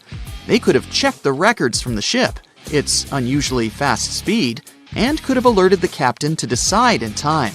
The Titanic could have been stopped, or it could have been diverted away from the iceberg. A superhero with night vision would have been useful too. At least the superhero would have spotted the iceberg sooner than everyone else. Given that the hero could have seen a lot better in low light conditions, that hero would have probably better managed the rescue efforts that disastrous night. Invisibility? Would this superpower have saved the Titanic from sinking to the bottom of the Atlantic? I could think of a possible scenario or two. Anyone with the power to become invisible whenever they want to would have probably gone snooping around the ship. I mean, you have to remember, the Titanic had some of the most important members of society on board. It wasn't just any regular boat. It was probably buzzing with the latest gossip. In between all that mundane information, this superhero could have overheard the captain saying they were going faster than they should have, or that there weren't enough lifeboats to save everyone in case there was a major problem. Who knows what this curious superhero might have done with all this information? Some sort of sorcerer would have saved the Titanic if they were on board, I'm sure. There has to be some sort of magic spell in a book out there that's useful for sinking ships, right? Maybe one that could have helped weld the metal back together after it got hit by the iceberg. Or maybe one that could have airlifted the entire vessel to safety after it got hit. How about a spell that would have transformed the Titanic into a submarine, creating a protective layer around it so it could comfortably move under the sea? That surely would have been cool, and would have offered passengers a truly unique experience. The ability to speak to animals, or fish, would have certainly been useful too. Even if all else failed, so the Titanic would have still struck the iceberg, and it would have still been filled with water and ended up near the seabed, people could have still been saved. That's because you'd have had someone on board who could have instructed dolphins to carry people to safety. I'm sure those intelligent creatures would have been happy to help. Can you guess how many theories of the Titanic's sinking exist? Right, loads, including a theory of my own, which I'm going to share with you today. And then you can decide which one seems most likely to you. One Piece theory. The very first version of the events was the One Piece theory. It's very simple and basically claims that the sinking happened without any breakups. 2:15 a.m., the ship collides with an iceberg. 2:18 a.m., the lights go out. The ship reaches an angle of 45 degrees and then quickly begins its final plunge into the ocean depths. 2:20 a.m., only about 3 minutes later, the RMS Titanic disappears under the surface of the ocean for good. The liner doesn't break, it just goes down as a whole piece. Of course, this can't be true. In April 1912, the Titanic was not only the largest ship in the world, but also the largest ship ever built. It's hard to believe that such a heavy vessel could have gone down without breaking. That's just impossible. Well, I mean, you can't blame the theorists. Before we found the wreckage, there were no other theories. Wait a minute, or were there? The day after the disaster, the survivors gave their interviews. They talked about what had happened, and some of them claimed that the ship had actually broken in two when it had been flooded. For example, Jack Thayer, a 17-year-old boy, outlined the sinking as he remembered it, and L.D. Skidmon drew a sketch based on his description. The picture clearly showed the ship breaking in half. But no one believed Jack or other witnesses. There was no evidence, so their claims were received with a grain of salt. But in 1985, things changed. First breakup theory. That's when Robert Ballard found the wreckage of the Titanic in the depths of the ocean. When people saw the wreckage, it became clear that Jack and the other survivors had been right. The Titanic did indeed break in two when it sank. So it's time for a new theory. 2:15 a.m. The keel breaks, the starboard list eases, and the hull continues to bow and crumble. 2:17 a.m. The galley sections break off. The towers immediately drop under their own weight. The lights go out. The stern is pulled into the air. The bow breaks off and starts sinking. The aft is barely hanging on to the starboard side of the stern section superstructure. The stern section slowly lists over to port as it begins sinking again. It rises up one last time and pivots in a semicircle as it sinks. It all sounds pretty convincing, right? But people began to find plot holes in this theory. For example, the Titanic couldn't have held together until it reached such a high angle. The breakup would have had to begin much earlier. This only meant there was still a vast field for research and speculations. So people started to come up with their own possible scenarios. How about we look first at the ones no one likes? V-brake and Aaron 1912 V-brake. According to the first breakup theory, the Titanic reached a high angle, and the weight of its unsupported stern caused it to crack from the top down. But it's physically impossible. So, are there any other ideas? In 2006, Roger Long, a naval architect, decided to research a so-called V theory. 2:17 a.m. The breakup begins at a shallow angle, perhaps as little as 11 degrees. The upper structure fails and starts to crack. At this moment, only its double bottom is holding the Titanic together, but it starts to bend under the strain too, failing the ship. Water is pouring through the crack. It increases the weight in between the two sections, bending the Titanic the other way and pulling it into shape somewhat resemblant to the letter V. The upper decks get mangled and bent together. The bow heads for the bottom, and the stern is the last to sink. This theory has since been disproven many times, though. Roger Long believed it because the broken edges of the upper decks in the Titanic's bow section were all mangled and crushed. However, we have learned that it happened because of the so-called hydraulic downburst, the force of the water crashing into the deck as the Titanic hit the ocean floor. Another V-brake theory states that the bow had risen out of the water after the break. This theory was mainly peddled by one former Titanic enthusiast. But not only has this theory been proved to be physically impossible due to the bow's incredible mass, it was also inspired by incorrect information. Remember Jack Thayer? Well, it was based on his sketch and the words of a couple of passengers. But the truth is, none of them had ever seen the Titanic break down like this. Jack himself even stated in an interview that the sketch was completely out of context to what he had actually seen. It was drawn by a passenger on the Carpathia, the ship that received the Titanic's distress signal and came to its aid. It couldn't be used as evidence. Now that we know this, let's move on to the theories that most people believe in. James Cameron's banana peel theory. Who hasn't seen the legendary movie about the Titanic, right? It became the leader of the 70th Academy Awards ceremony in the number of nominations and awards, and deservedly so. But did you know that James Cameron had been interested in the Titanic for many years and studied the ship's history? His books and research are very detailed, and he even came up with his own version of the events. It's called the banana split theory, and this is actually what you could see in the movie. Here's how it goes. The Titanic reaches a 23-degree angle and fractures down to the keel. The double bottom acts as a hinge as the stern falls down. When the double bottom fails, the bow and the stern separate. The stern lists to port, standing vertically, and then begins to go underwater. This theory is the most scientifically accurate one, along with Roy Mengott's theory. Wait, who's Roy Menggott?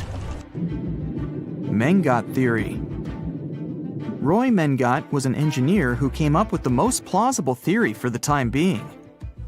2:17 a.m. The lights go out on the Titanic. At this moment, the ship is at an angle of 20 to 23 degrees. Suddenly, the vessel snaps in two just around the third funnel. It causes the stern to settle into the water. The keel fails first. The draft and lower hull are crushed and break apart. Water surges into the bow and stern of the ship through the huge cracks, causing the bow section to sink beneath the waves. The stern rises up to the angle of 70 to 90 degrees, and then it sinks too. This theory seems to make the most sense, but it's quite controversial. The survivors who saw the breakup stated that the stern had settled back with the bow completely missing. Mengot's theory, however, contradicts that statement, while James Cameron's scenario takes this into account. Are you thinking what I'm thinking? The truth must be somewhere in the middle. My version. Now, as promised, I'll provide you with my version of the events. Well, it's not really my theory, more like a combination of Roy Mengot's and James Cameron's ones. I believe that James Cameron was right about the breakup. 2:17 a.m. The ship is at a high angle. The lights go out. Then it snaps into two pieces. The bow starts sinking. The double bottom is still attached to the stern for a minute or so. Once the double bottom fails, the two parts separate and the bow goes down. Then, as Mengot said, the stern rises up at a high angle, and then it begins to sink vertically. It might have actually happened because the survivors stated that they had seen a clean break. This means it couldn't be hidden. And they had also seen the stern staying vertically in the air for a long enough time, probably a few minutes, before disappearing. Anyways, all of these are just speculations. Regardless of how the Titanic broke apart and sank, it was a great tragedy. It's already been 110 years since the Titanic collided with an iceberg and sank. Did you know that in 2022, the Blue Star Line Company is completing the construction of an exact replica of the Titanic? Called the Titanic II liner, the ship will be sent sailing along the same route with 2,400 people on board. Let's hope that everything goes well for them. It was 11:39 at night when the Titanic's lookout shouted, "Iceberg, right ahead!" Swift action on the bridge to reduce speed and change the ship's course didn't help, and you already know how the story ends. Since then, we've regarded what happened to Titanic as a once-in-a-lifetime event. Is it though? The Titanic sank in 1912. Forget about fancy GPSs or weather satellites. At the time, ships were responsible for warning each other about the location of icebergs, like a "hey man, trust me on this" situation. Then the Titanic disaster happened. To call it a disaster is an understatement, so specialists felt the need to form an organization to avoid this kind of accident happening again. That's why, a year later, they created the International Ice Patrol, or IIP for short. Up to this day, this group has been responsible for giving ships advanced warnings about ice threats. IIP improved their methods over the years, from ship reports and aircraft patrols to satellite images. Recently, they've also been using oceanographic buoys, floating devices providing real-time information about ocean conditions up to 164 feet below the surface to predict the potential drift of icebergs. Luckily, IIP is doing an excellent job in reducing ship iceberg collisions.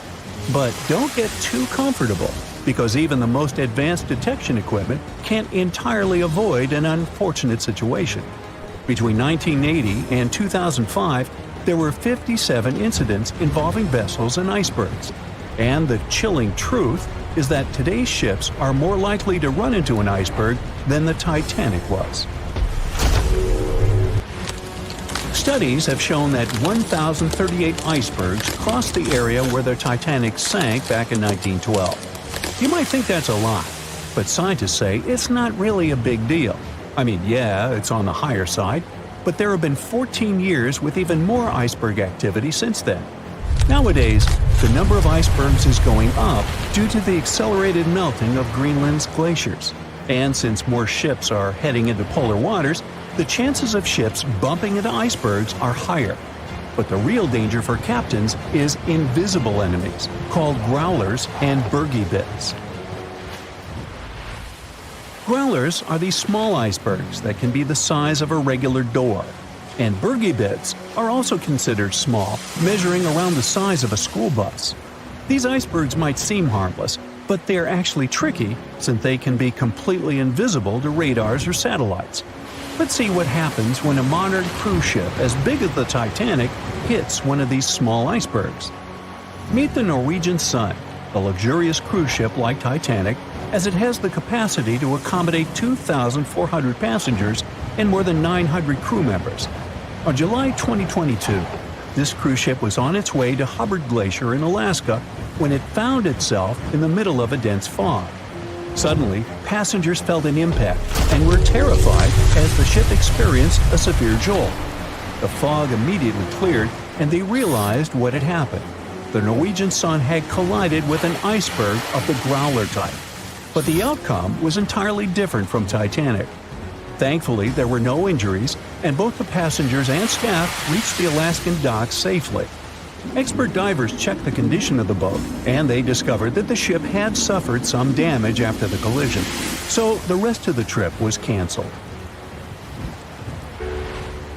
Now don't stress about packing for your next trip across the Atlantic because accidents like the one with the Norwegian Sun are really rare. I mean, it's common for ships to encounter ice, but what's unusual is for it to be a problem. Most modern cruise ships wouldn't get physically damaged by an iceberg, and there's a reason for that. You see, the steel used in the Titanic also played a significant role in the disaster. The unsinkable ship, after all, was not so impact-resistant. Back then, the Titanic's hull was constructed using around 2,000 steel plates, which are believed to have been produced in an open hearth furnace. As a result, the steel contained a high concentration of phosphorus, oxygen, and sulfur. High levels of these elements make steel brittle at low temperatures, causing it to fail upon impact. While the steel used on the Titanic was of the highest quality available at the time, it wouldn't meet the safety standards of modern ships, and it was approximately 10 times less safe than what today's vessels use. But the most significant difference between the design of the Titanic and a modern ship lies in how the hull is put together. You see, the Titanic was built using over 3 million rivets for its hull and upper deck structure. So, when it struck the iceberg, the rivets started a chain reaction, causing the entire section of the hull to collapse simultaneously, causing an uncontrollable flood of water. In contrast, modern ships use a method called submerged arc welding, which fuses the edges of metal pieces together, creating a strong and continuous bond. This is safer because if any part of the ship gets damaged, the tear doesn't spread, making things worse. The damage remains contained within that section. Okay, so small icebergs are becoming more common, and vessels have been adapted to deal with them. But there's still one more scenario to consider. What if a huge cruise ship hit an iceberg the size of a 5-story building? Imagine we've just created the world's largest cruise ship on the planet. Let's call it the Bright Seaside. Our floating resort is massive, 4 times the size of the Statue of Liberty. It's longer than the Titanic by 318 feet and carries about 3 times more passengers and crew. And just like the Titanic, our fictional ship can cruise at a top speed of around 23 knots. Now, picture this scenario. The Bright Seaside is cruising at full speed in freezing waters. It's the middle of the night, and the captain doesn't realize that all the iceberg detecting equipment on board isn't functioning. It stopped working 3 days ago. It's very foggy out there, and the lookout also fails to spot a 45-foot tall iceberg. If that whole situation played out, and the ship smacked into the iceberg head-on, well, it could potentially lead to a sinking. But you can see how unlikely that is, right? That's why experts are quite confident in saying that ice isn't likely to sink modern cruise ships. It's also worth mentioning that safety measures have improved a lot since Titanic. A modern large vessel can take days to sink, which provides enough time to keep everyone safe. Crews are definitely better prepared to handle evacuation procedures, and passengers should also go through safety training before cruising.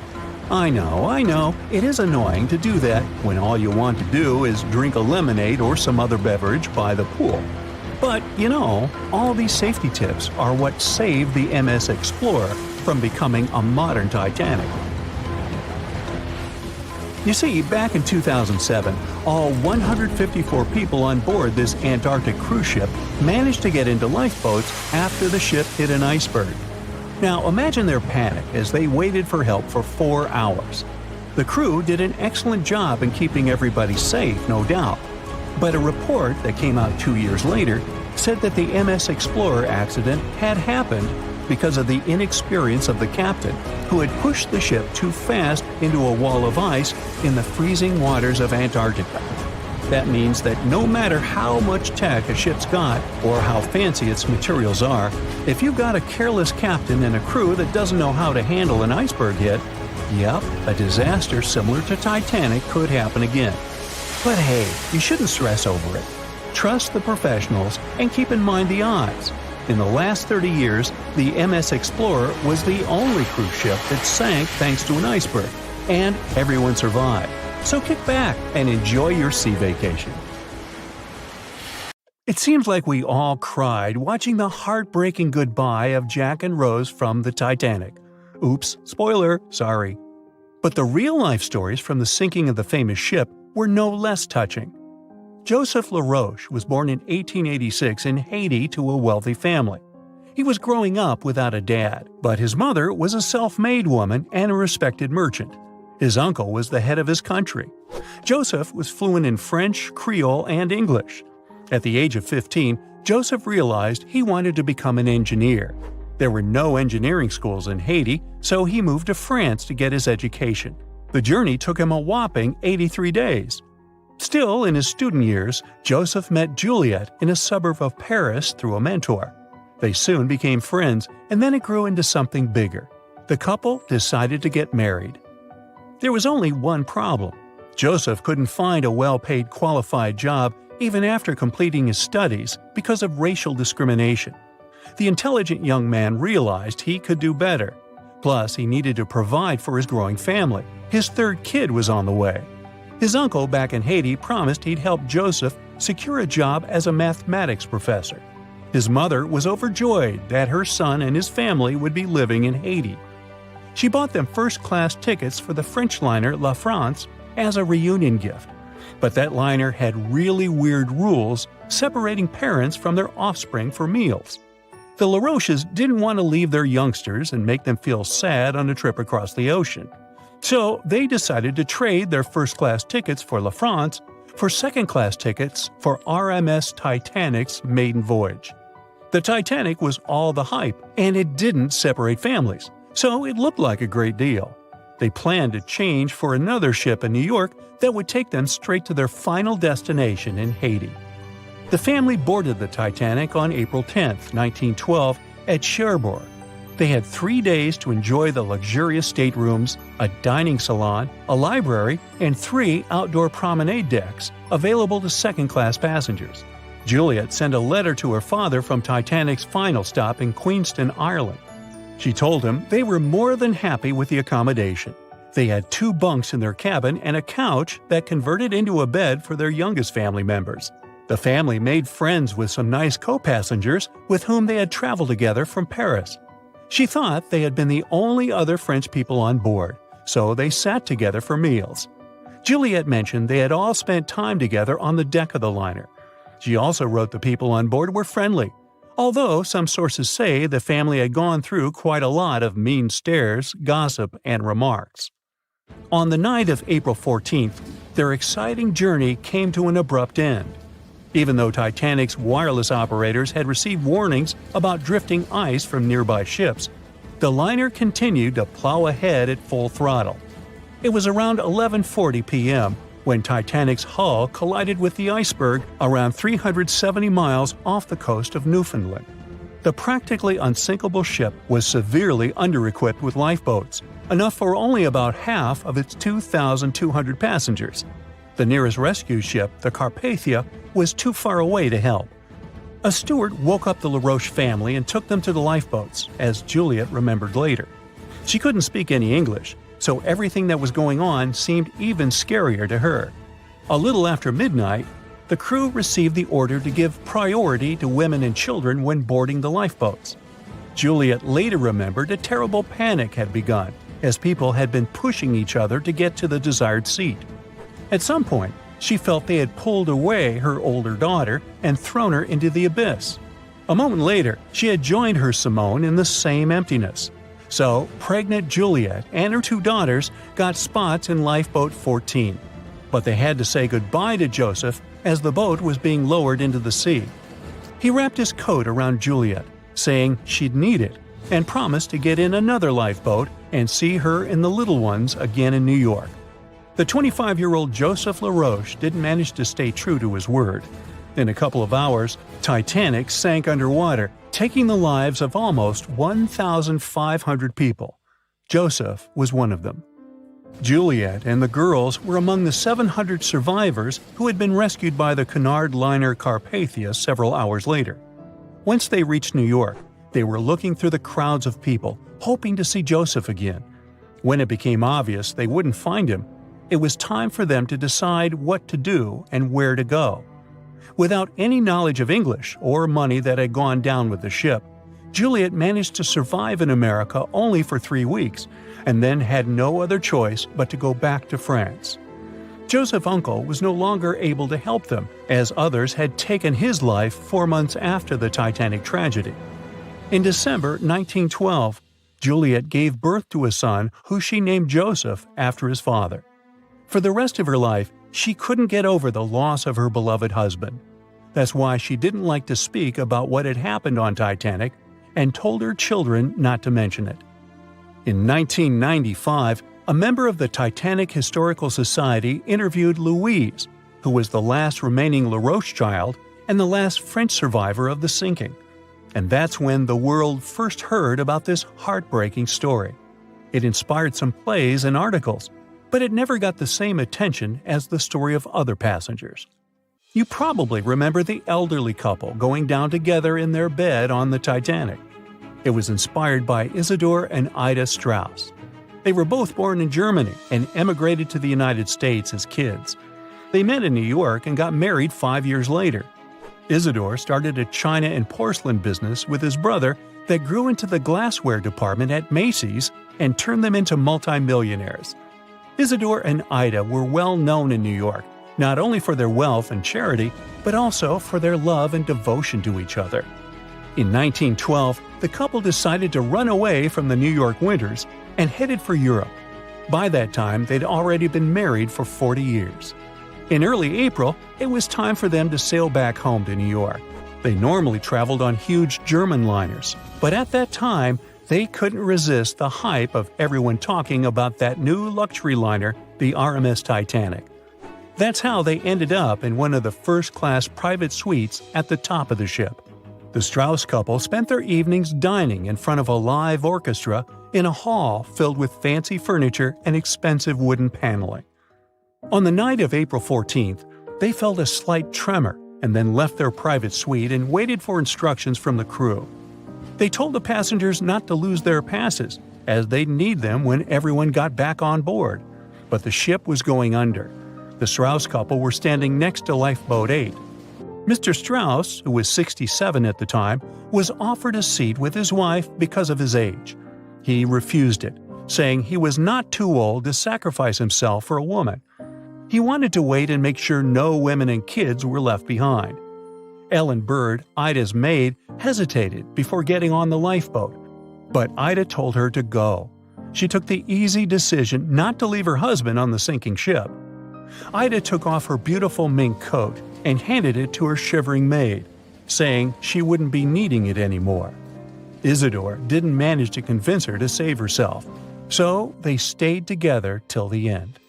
Some of the surviving first-class passengers later remembered they had seen the couple standing peacefully on the deck, holding hands just waiting.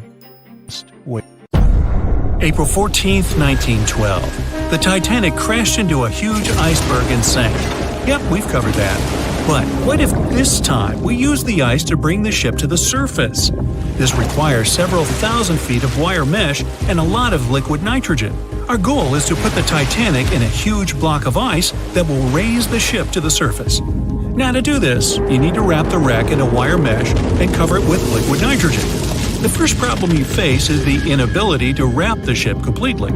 You need to somehow lift the ship a little to put the mesh under it. Let's say that by some miracle you manage to do so. Next, you need to transport hundreds of large tanks of liquid nitrogen. You're underwater, opening the tanks, and it's so cold that the icy water of the Atlantic Ocean looks like it's boiling. The nitrogen just sizzles, dissipates, and certainly doesn't create a block of ice around the mesh. Alright, new attempt. Raise the Titanic with the help of huge magnets. For this, you need a large cruiser and some powerful magnets. You attach thick cables to the magnets and lower them to the bottom. Bright projectors illuminate the black ocean depths. Parts of the wreck are visible. The magnets descend lower and cling to the iron hull of the ship. The cruiser pulls the cables and magnets up. Some of them detach from the Titanic as the iron surface is covered with reefs and corals. Some parts of the wreck break away from the ship and rise. The power of the cruiser is not enough. One of the cables is torn. Not only the weight of the individual parts of the Titanic, but also the colossal water pressure interferes with the operation. The sunken ship can't be raised completely, only its small parts. In reality, there has already been an attempt to raise the Titanic in parts. The $5 million operation failed. Nylon slings were attached to a large part of the wreck. The other ends of the slings were connected to the diesel engines. For the entire operation, they used a mini submarine. A piece of the Titanic weighing 21 tons was pulled up, but one of the slings broke because of the strong water pressure.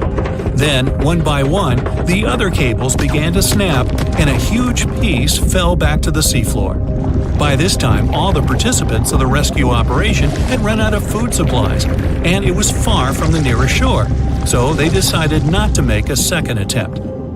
A book was written and a movie was made about how the Titanic was lifted with compressed air. In reality, no one even attempted this operation. To do this, you'd need several hundred large cylinders of compressed air. At first, you install them inside the Titanic's hull and wait for them to pull the ship to the surface.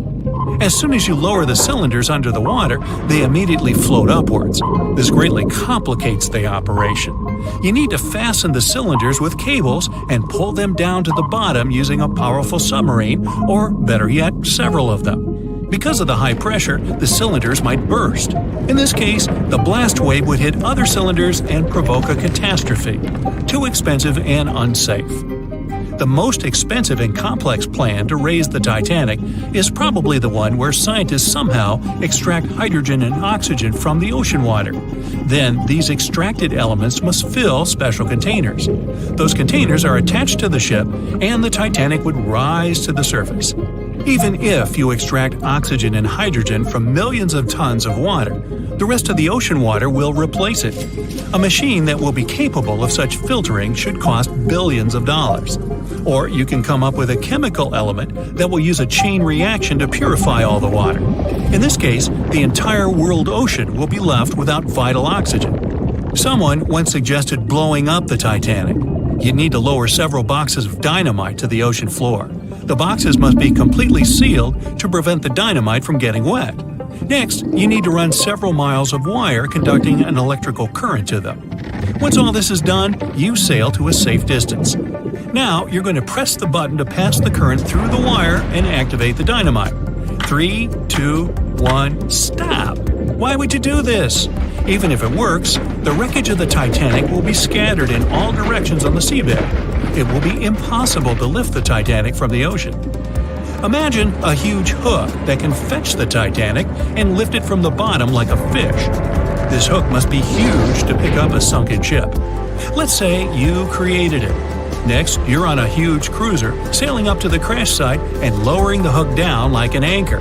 It falls right on the Titanic but doesn't cling to it. you need special equipment to attach a bus-sized hook to the Titanic.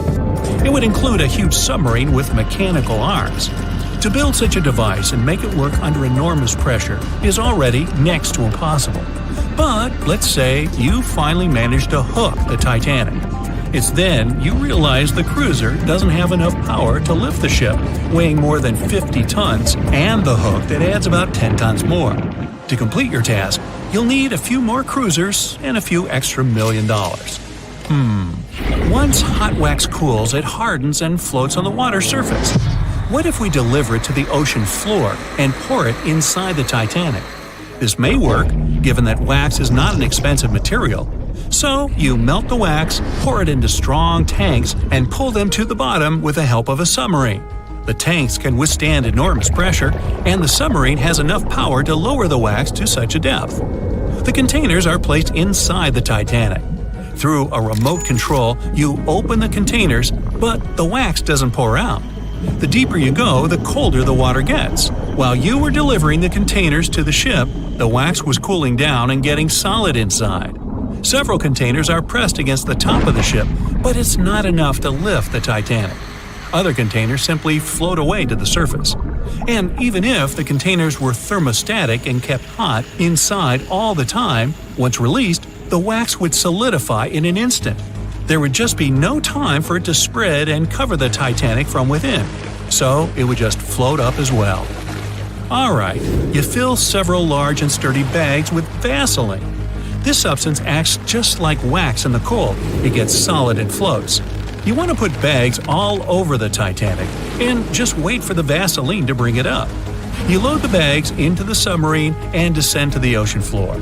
Some parts of the ship can't be reached because of the clinging corals. You decide to unload all the bags in one place, but as soon as you take Vaseline out of the submarine, the bags tear due to the strong pressure. Solid pieces of Vaseline float up, pushed by the water. Mission failed. The craziest idea is to fill the Titanic with millions of ping pong balls. Small plastic balls filled with air should push the ship to the surface. But as soon as you start to lower them to the bottom, the plastic immediately flattens and all the air from the balls pops out. You can deliver the balls inside a submarine, but once you put them inside the Titanic, the pressure will crush them again. Also, you can create balls made from strong ultralight material and fill them with air. In this case, you will need much more money. As soon as you put the balls inside the ship, some of them will immediately slip through the holes in the ship, and the remaining ones won't be enough to lift the wreck weighing more than 50 tons from the bottom. No one could ever have imagined that the unsinkable Titanic would collide with an iceberg, except for one man, William Thomas Stead. Well, not directly, of course. It's not like he jolted out of bed one day, envisioning the fall of the Titanic. Rather, he wrote an empowering short story called How the Mail Steamer Went Down in Mid-Atlantic by a Survivor on March 3, 1886, 26 years before Titanic sank. Okay, let's do a super quick recap. Titanic was traveling from Southampton to New York in April 1912 in the North Atlantic. The ship hit an iceberg, and less than 3 hours later, it was completely underwater. Out of 2,208 people on board, just 706 survived due to the limited number of lifeboats and icy cold water. Another passenger ship, Carpathia, heard the distress call, picked up the survivors, and brought them safely to New York. The short story William Stead wrote was about Thomas, a British sailor, who got on a passenger liner bound for the U.S. At one point, the protagonist realized there weren't enough lifeboats for everyone on board the ship in case something happened. A couple of days later, heavy fog covered everything in sight. Luck was not on the liner's side, and it collided with a stray ship, just like Titanic struck an iceberg. Only 200 out of the 916 people made it safely to the U.S. The main character managed to survive by jumping into the water and climbing into one of the lifeboats. Now, you'd think that the story riled up everyone in the industry to add extra lifeboats on ships. But sadly, it received very little attention when it was published. Even more tragically, William Thomas Stead was on Titanic when it sank, and he didn't make it. The survivors who knew Stead mentioned that he had always been cheerful and had loved to chat during meals. He complimented the ship's design and how sturdy it was. Witnesses also talked about how he had been helpful when the ship had been sinking, having given his life jacket to someone else.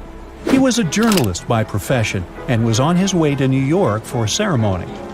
One of his most important contributions to modern journalism was the use of illustrations in every newspaper article. He also introduced newspaper interviews, and they're still used to this day along with illustrations.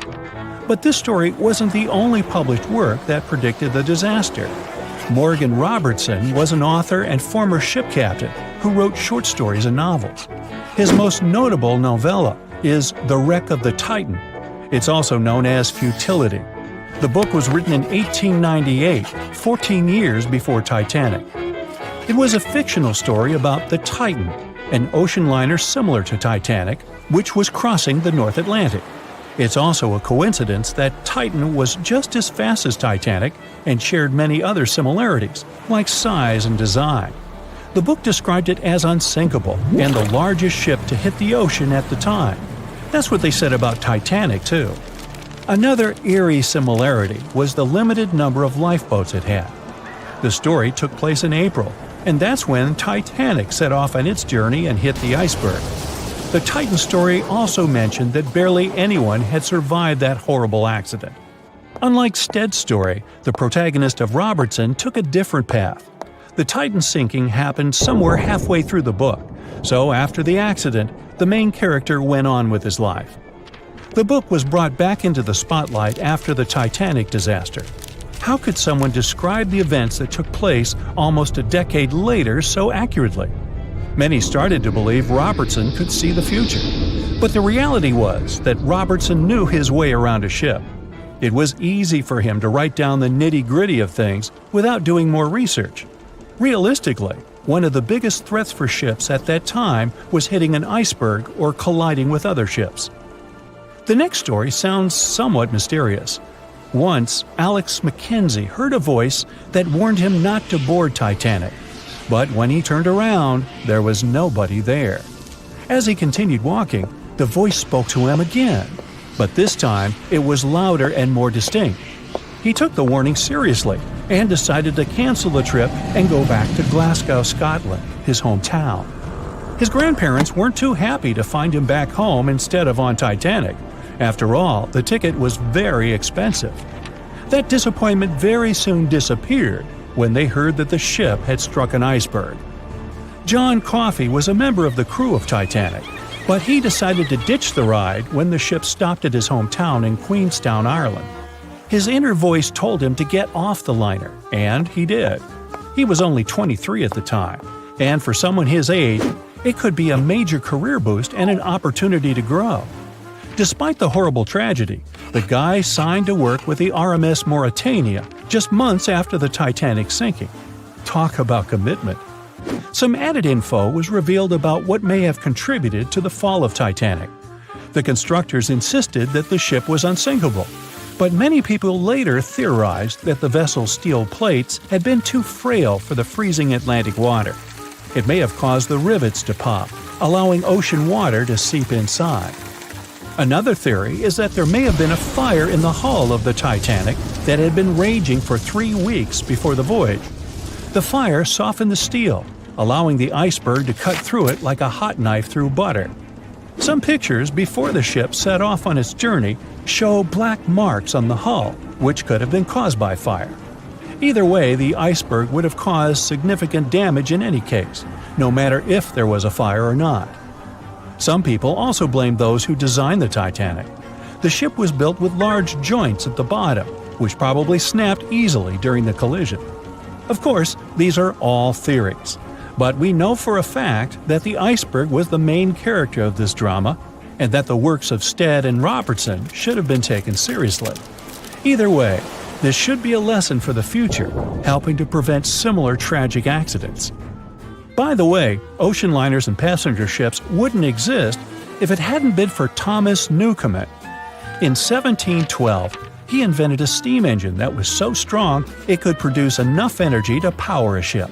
And a century later, in 1819, the first steamship traveled across the Atlantic Ocean to Liverpool, UK. It only took the vessel 29 days to cross the ocean. The passenger ship industry boomed in the early 1900s when it became easier for people to move to America or go on holidays. As decades rolled by, the use of aircraft stole the spotlight from passenger ships since planes were faster and more efficient. Nowadays, it's quite rare for a passenger ship to collide with anything in open water. Modern technologies can detect anything that can pose a threat and even predict stormy weather. Cruise ships these days are giants compared to the vessels of Titanic's era. Modern ships can carry almost twice the number of passengers and have amenities folks back then could only dream of. Most cruise ships these days have several restaurants to choose from, multiple swimming pools, and game rooms to catch a break. If you're in the mood for some fun, you can watch live performances. Don't forget about the helicopter pad, because why not? Don't worry if you start feeling unwell. The in-house doctors are always there to help any passenger in need. And these ships are only going to get bigger.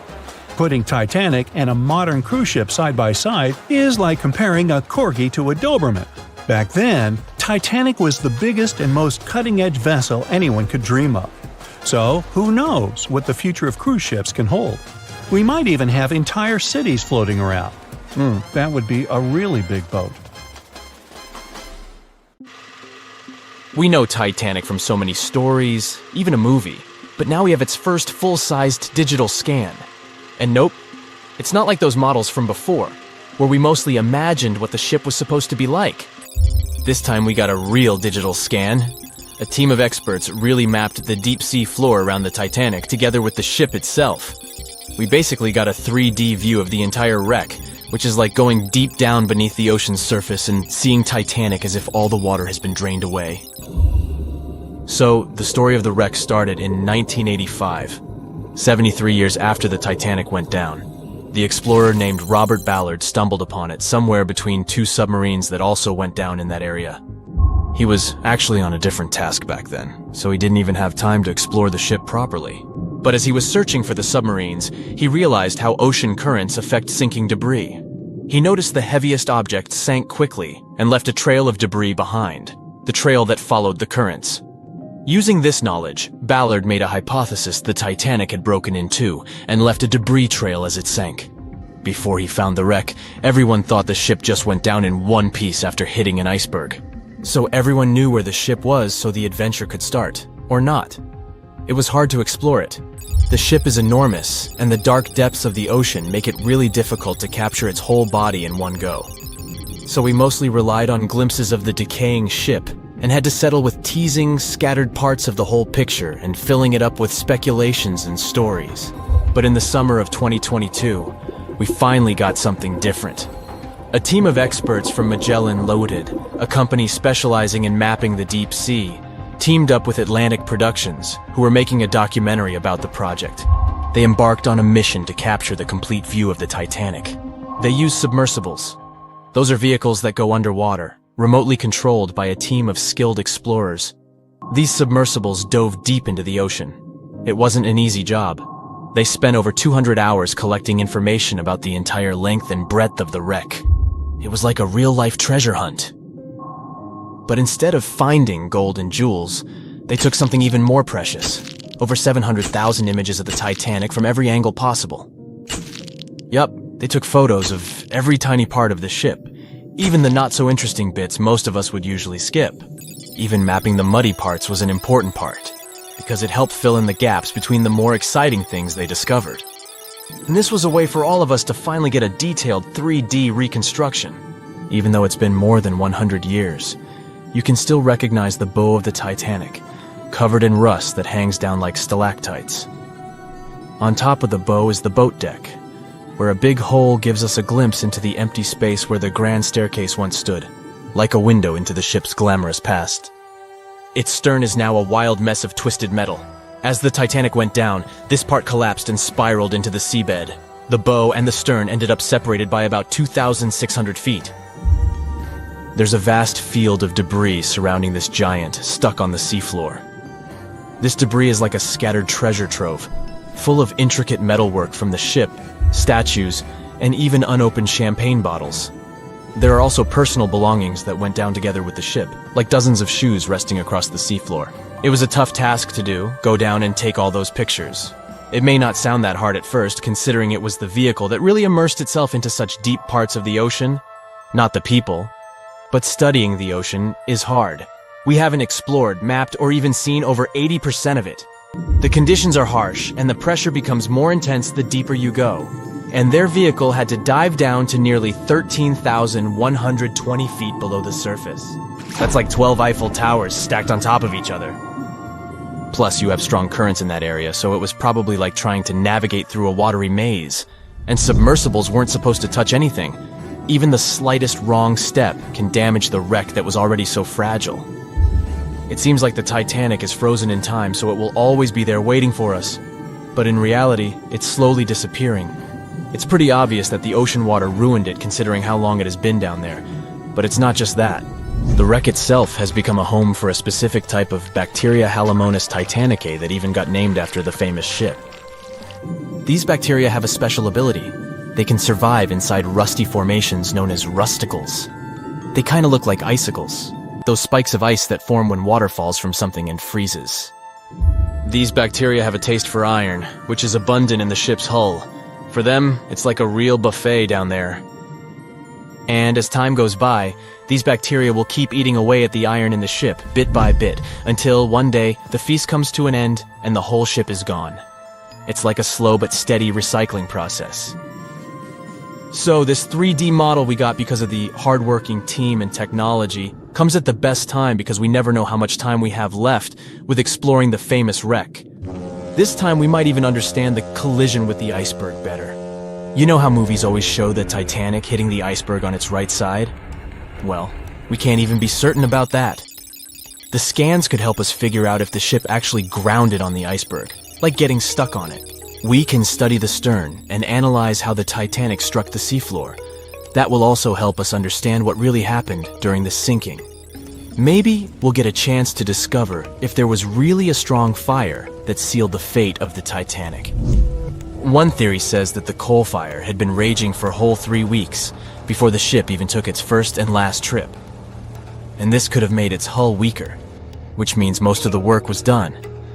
The iceberg just delivered the final blow, if there even was an iceberg, as some people wonder. There's an alternative theory they suggested where the Titanic may have actually hit a hidden mass of pack ice instead of a typical iceberg. Pack ice is made up of large sheets of ice that float near the ocean's surface and can be difficult to spot. They believe this pack ice might have drifted into the Atlantic from the Arctic Ocean. According to one professional mariner, Captain L.M. Collins, that stands up with that idea. If the Titanic had struck a regular iceberg, the ship would have sunk much more quickly than it did. And since the Titanic managed to stay on the surface for a relatively long period of time, less than 3 hours, maybe this was a different type of collision. The mariner also said there are differences in what people said they saw when the Titanic sank. He thinks these differences might be because of optical illusions. In this case, when people were looking at the ocean that night, the way the light was reflecting and the conditions at sea might have made things appear closer or distorted. So when they saw something in the water, it might not have been exactly what they thought it was. Whether it was an iceberg or something else. Binoculars might have helped the crew members to spot the potential danger, but unfortunately, they didn't have any. It appears they were locked inside a cabinet, and no one knew where the key was. You know SOS, don't you? 3 dots, 3 dashes, and 3 more dots. It's an easy enough signal to tap out in Morse code. It means save our souls or save our ship. The crew of the legendary Titanic had been desperately trying to send this signal for 2 hours the night of April 14, 1912. There were other ships not too far from the spot where the iceberg took down the mighty Titan of the sea. But the call for help seemingly disappeared before it could reach them.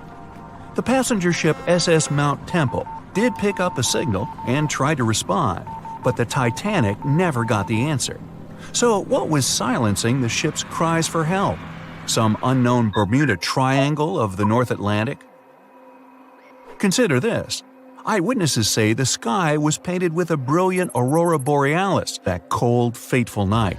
Beautiful, yes, But on that day, the northern lights may have sealed Titanic's fate for good. You see, the aurora borealis forms thanks to geomagnetic storms. Sounds complicated, but those are basically fluctuations in the Earth's magnetic sphere. And what causes those is the sun itself. The magnetic sphere is like a protective bubble that surrounds our planet. It blocks harmful solar rays, winds, and other cosmic dangers from reaching us. Without it, life on our planet wouldn't be possible. Earth would look more like Mars. You also have it to thank for compasses pointing north. Experts know the Earth's magnetosphere affects navigational equipment, or disrupts it. Which brings us back to the Titanic. Recently, a published weather researcher named Mila Zenkova proposed a theory that solar flares, which provoked a geomagnetic storm, could have played a major role in the Titanic's untimely demise. Solar flares make themselves known on Earth all the time. Some people are especially sensitive to the magnetic storms they cause. These unlucky folks can feel weakness, fatigue, headaches, and even mood swings. On usual days, the pressure is the same on both sides. The magnetosphere blocks all the bad stuff, and we're all happy. But sometimes, explosions occur on the sun. They can be massive, Earth-sized. These flares shoot out a wave of charged particles that collides with the magnetosphere at high speeds. Our protective bubble then goes on the defense. It shrinks, deforms, and pushes those particles toward the poles.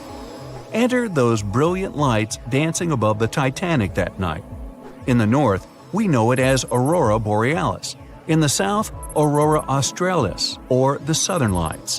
When the magnetosphere pushes those solar and cosmic particles toward the poles, they collide with molecules of different gases. That's why you get the range of colors.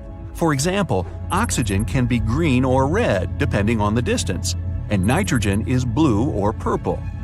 What multiple people saw that night was exactly this phenomenon, including the second officer from the rescue ship Carpathia. He wrote it down in the logbook before getting the distress call from the Titanic. But I'm getting ahead of myself. Auroras are a visible sign of a geomagnetic storm. Now, about navigational equipment. This applies to satellite and radio frequency devices. Remember, they didn't have iPhones back in the Titanic days, so the average person couldn't notice their gadgets going haywire. But navigational devices and wireless telegraph did exist and were actively used. Rewind back to the Middle Ages, when sailors noticed that, on some days, compasses wigged out. The arrows spun in all directions, and people back then had no idea why. It wasn't until the 18th century when French scientists found out that such problematic days occur at the same time as black spots appearing on the sun. Solar flares, the mystery was solved. Now, the Titanic had the most advanced, well-known radio equipment at that time. They tested it thoroughly to make sure it worked for distances up to 2,000 miles away. Titanics passed them all. On April 10, 1912, the massive liner left Southampton and set off for New York. The very next day, the crew started getting the first reports of drifting icebergs and ice fields. They put dots on the map to mark the coordinates and let out a sigh of relief. All the troublesome spots were north of the Titanic's planned route. But after a couple of days, the warnings were moving farther and farther south, encroaching on the majestic ship. On April 14th, Captain Edward Smith decided to change course to the south in hopes of bypassing the ice. This ended up being a huge mistake. Enter the magnetic storm. If it was throwing the navigation equipment off, even by a tiny error of half a degree, the captain could have been mistakenly taking the ship right toward a cluster of icebergs. What's even worse, the radio operators ignored warnings coming from other ships. That, or they simply forgot to hand them over to the captain. As hired contractors from the radio company, they were more interested in transmitting paid telegrams from passengers on that luxurious liner. The radio transmitter kept going out of order that evening, probably because of all this private traffic. When it was finally fixed, operator Jack Phillips received another message from the SS Californian at 10:30 p.m. Their operator was trying to warn Phillips about the coordinates of drifting icebergs, but he paid them no attention. He was nervous and in a hurry. Was the magnetic storm to blame for his frayed nerves and bad mood? We can only speculate. But as you know, some people are more sensitive to these things. The weather was fine, the ocean was calm, the water was smooth as glass. Despite all the warnings, the ship continued to sail at a maximum speed of over 22 knots. An hour later, Titanic collided with the infamous iceberg. On April 15th at 12:14 a.m., in the middle of the night, Titanic's operators started to transmit the first emergency signals. The SS Californian was sailing just 20 miles from the Titanic. They could have easily come to a quick rescue. But 10 minutes before the disaster, the Californian's radio operator had gone to bed. He was the only one who understood Morse code on the ship. According to this new theory, the magnetic anomalies possibly blocked Titanic's messages to other ships. For example, the steamer SS La Providence didn't receive any signals from the sinking ship at all. Yet they were still getting transmissions from another giant, the Olympic, which was 500 miles from the Titanic. That night, the signals were acting strange. They simply got lost somewhere in space, or they were like a jumbled riddle, impossible to solve. The SS Mount Temple did get a message and rushed to Titanic's aid. But as fate would have it, the rescue ship got stuck in ice. She did arrive at Titanic's last known coordinates, but the luxury liner was nowhere to be seen. So were the coordinates accurate at all? The steamer Carpathia was about 60 miles away. At 12:30, their radio operator told the Titanic's crew they were rushing to help. The ship famous for coming to the aid, Carpathia, was going full steam ahead. But here's the odd part. At first, they headed to the wrong spot. The magnetic storm could have thrown its equipment off. Good news is the steamer did end up reaching the right place when they saw the lifeboats full of passengers. Interestingly, once she reached land, the Carpathia didn't have any problems with her equipment. The blackout happened just around the wreckage site. The following investigation blamed radio amateurs for blocking signals. We now might know otherwise. Zinkova explains that at that time, they didn't know exactly how and to what extent the sun influences the Earth. No one could have guessed that the sun could tamper with these massive ships' navigational equipment, especially one that had the best of the best at the time. The night was dark and scary. A few hundred people were sitting in lifeboats, not knowing what would happen next or what their lives would look like from that moment on. All they knew was the giant ship they had been sailing on just a couple of hours earlier disappeared in front of their eyes. They were alone, waiting for help. Is anyone even coming? They had no idea if the rest of the ships that were traveling relatively close to them had heard their call for help. There was nothing else to do but wait. The Titanic, an iceberg, and one night, April 14th, 1912. It's one of the most famous stories from modern history that everyone talks about, even now, more than 100 years later. The 16 lifeboats on board could only accommodate a little more than 50%, 1,178 people, of the total number of passengers that were on board. And many of them were still half empty. In one of them, there was a little 2-month-old girl, Milvina Dean, the youngest passenger on board the giant ship. Her parents had decided to leave England because they wanted to build a better life in the United States. Her father had some family in Kansas, and he hoped they could start their own business there. The Dean family didn't actually choose to be on board this giant legendary liner, but because of a coal strike, they got transferred there, so they boarded it at Southampton as third-class passengers. Milvina's father felt when their ship hit the iceberg on that cold and seemingly peaceful night. He immediately went up to investigate. When he saw that people were panicking and that the crew members were giving warnings on the actual danger of the situation, he rushed to their cabin to find his wife. He told her to dress the children and quickly go up on deck. The crew members gave the order to get the lifeboats ready and start transferring women and children there first. It was a chance for at least some family members to get to safety. Milvina, her mother, and her brother got in Lifeboat 10. They were among the first off the liner out of the 706 crew members and passengers who managed to escape the sinking ship. Later, the liner called Carpathia heard their call for help. came for the passengers and took them to New York. Her father, unfortunately, stayed behind them and didn't manage to save himself. Milvina grew up in Ashurst, England, which wasn't far from where she set sail on the ship. She spent her life working as a secretary and an assistant in small businesses in Southampton. She never married. Milvina always used to say she never spoke about the whole Titanic thing because she remembered nothing about it, so she didn't want people to think she was just drawing attention to herself. But in 1985, a French-American team got together and located the wreck of the Titanic. It was around 370 miles east of Mistaken Point, Newfoundland, in water that was more than 2 miles deep. That's when they confirmed the ship split in two. For decades, people believed the ship sank in one piece. They thought the only significant damage was the damage the hull got from its contact with the iceberg. In reality, it broke in half, right between its third and fourth funnels.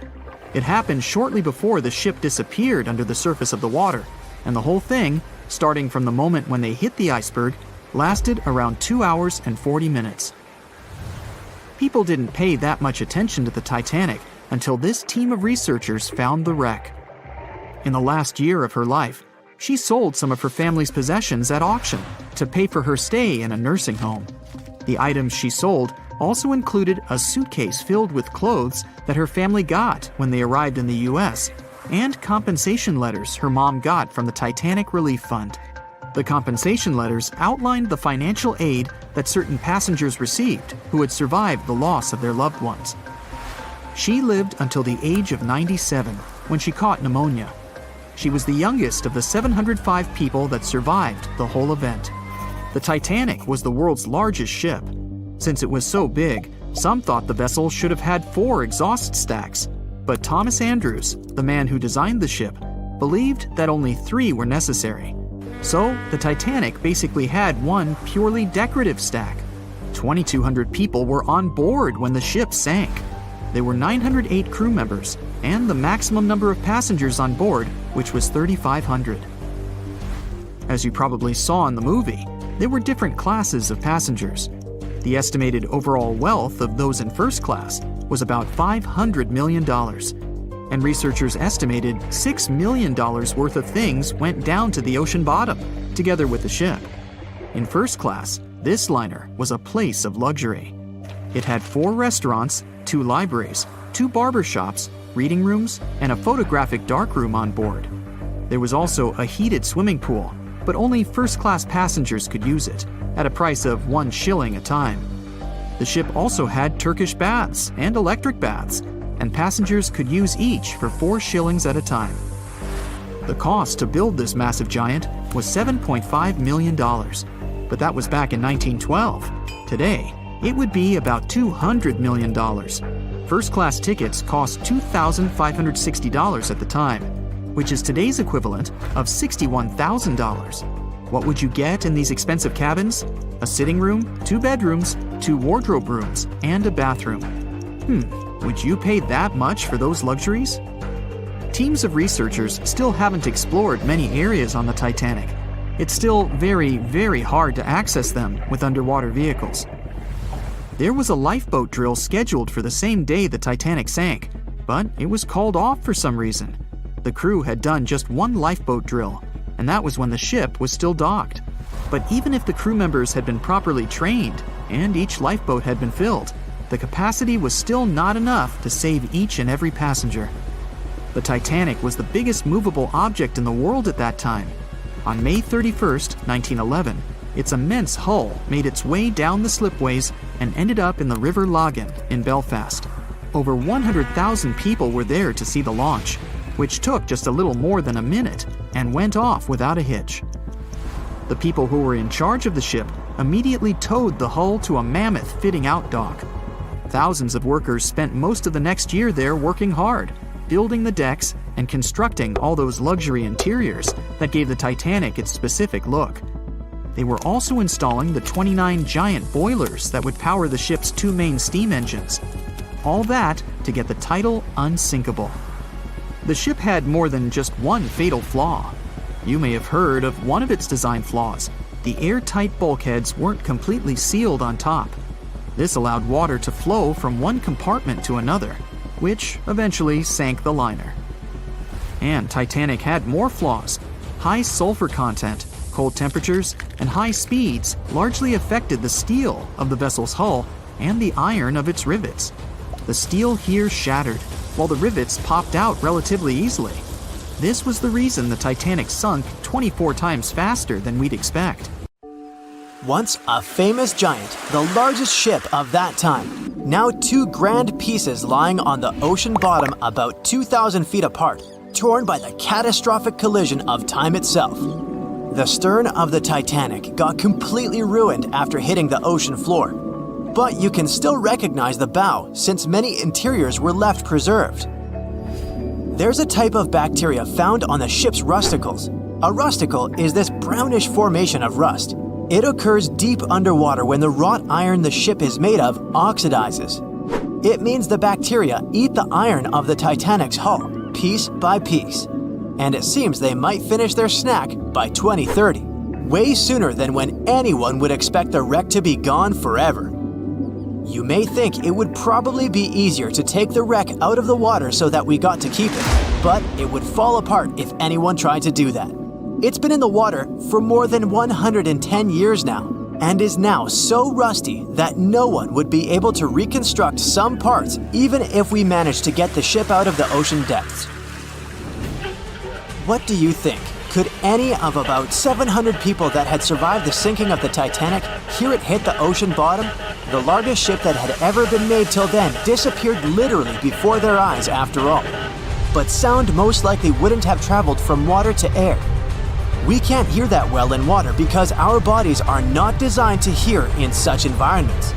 And although passengers were close to the sinking site, the Titanic still hit the bottom a long distance away, 12,500 feet. There are so many underwater landslides and earthquakes we cannot hear, and they make way more noise than a single ship slamming into the ocean floor. Most vibrations and sounds must have dispersed over a large area. Also, the downblast of water, which many believe hit the Titanic after it had touched the bottom of the ocean, would have pushed back the majority of the potential acoustic vibrations. Plus, the bottom of the ocean is not hard enough to produce such loud noises. Many survivors said they had heard terrifying noises as the Titanic was breaking apart, but none mentioned hearing anything after the ship disappeared below the surface of the water. Some survivors shared how chaotic it was when passengers, mainly women and children, were getting into lifeboats. There weren't enough boats, and still, some of them weren't even filled to their full capacity. No one knew how to react properly in such a situation. The lifeboat drill had been scheduled for the morning before the Titanic hit the iceberg, but for some reason, it got canceled. A giant ocean liner everyone believes is unsinkable takes a trip across the ocean. On its way, it strikes an iceberg and sinks. Yeah, we all know how the story goes. But what's scary is that it's also the plot of The Wreck of the Titan, a novel published in 1898, 14 years before the Titanic went to the ocean bottom or was even constructed. In the novel, the Titan, what a scarily accurate name too, didn't have enough life jackets, vests, and lifeboats for all the passengers on board. It was also the largest ship of that time, almost identical in size to the Titanic, and both the Titan and Titanic sank in April. Dorothy Gibson was an American silent film actress. She was also one of the Titanic passengers. She survived the catastrophe. Right after she came to New York, she started filming Saved from the Titanic. The film was released only 1 month after the ship sank. Dorothy was even wearing the same shoes and clothes she had worn when she had actually been on the ship. The movie was successful, but it got destroyed in a fire, so it only exists in memories, like Jack Dawson. Titanic wasn't all alone in the restless waves of the cold ocean near the iceberg it struck. The SS Californian was relatively close. Their radio was shut off for that night though. At one moment, the crew members noticed mysterious lights in the sky. They immediately went to wake their captain up to tell him, but he issued no orders. Some believed it was just fireworks, they never realized it was actually a call for help. The flares crew members of the Titanic sent off to the sky, hoping someone would notice. By the time the SS Californian got the SOS message, it was already too late. Some say a full moon may have been the reason the iceberg crossed paths with the gigantic ship. A full moon may have caused incredibly strong tides that eventually sent multiple icebergs southward, right when the Titanic was crossing that area. Would you dare to taste cheese from the Titanic? The wreck has been under the ocean surface for more than 100 years now. It took more than 70 years to find it. By that time, most of the food that had gone down together with the ship had, of course, spoiled. But it's possible there's still some of it left. Some foods are protected from decay. For example, cheese. The microbes that turn milk into cheese create special conditions to protect the product from spoiling. Multiple things have survived the Titanic. A handwritten letter where a mother and a daughter wrote to the girl's grandma about the amazing journey they were on together. The letter has been around for more than 100 years and got sold at an auction. A battered pair of white cotton gloves was found in the wreck. Musicians on the Titanic played till the very last moment. Sheet music and one violin were found among the wreckage. The bell one of the crew members rang 3 times to warn there was a very close iceberg on their way. A pocket watch that stopped at 1:45 a.m., the time when the ship went under the water. Perhaps one person could have changed what happened on the Titanic. David Blair was a pretty lucky man. He was supposed to take the spot of the second officer of the Titanic. He was pulled out at the last moment, which eventually saved his life. It was a great thing for him, but something clouded his joy. What if he was the only person who could have done something to save the ship and the passengers? Back in the day, ships didn't have smart advanced technology like they do today. They couldn't see a threat on the horizon. Binoculars were pretty helpful, but the crew members on the Titanic didn't have access to the room where they were kept. David Blair was the man responsible for the keys. He left the ship in a hurry and forgot to hand over the keys that were in his pocket. Maybe if the crew members had had access to the binoculars, they would have seen the iceberg on time and had enough time to change course. It's possible that the giant iceberg that sent the Titanic to the ocean bottom was made of snow that had fallen in southwest Greenland. Scientists even used a computer model to calculate the paths the iceberg took in any given year, taking into consideration ocean currents and weather readings for that year. It's possible that the iceberg was 1,700 feet long, with a weight of around 75 tons. By the time it collided with the Titanic, it had dwindled down to only 1.5 tons. Violet Constance Jessup was, as many called her, Miss Unsinkable. She was only 24 years old when she joined the Titanic crew as a stewardess. On the tragic night when the ship struck the iceberg, she was lying in bed. As soon as she heard that something was going on, she got dressed and quickly went to the deck. Violet helped passengers get into lifeboats. 4 years later, she was on the Britannic, the Titanic's sister ship. Once again, the ship started sinking. Not only did the woman survive another accident, but she was also once again the one helping other people to escape the vessel before it disappeared below the surface. April 14, 1912. The dark night was filled with horrible sounds of a giant metal vessel breaking into two. The largest ship of that time collided with an iceberg that was on its way. The Titanic, one of the biggest stories of the 20th century that people still talk about. The starboard side of the giant vessel brushed up against the iceberg. It was 11:40 p.m. when things started going wrong. This iceberg caused enough damage for at least 5 watertight compartments in the hull to start filling with water. The crew immediately began a brief investigation to see if they could do anything and fix things. They had no one to rely on, all alone in the darkness of the cold night, far away from the land.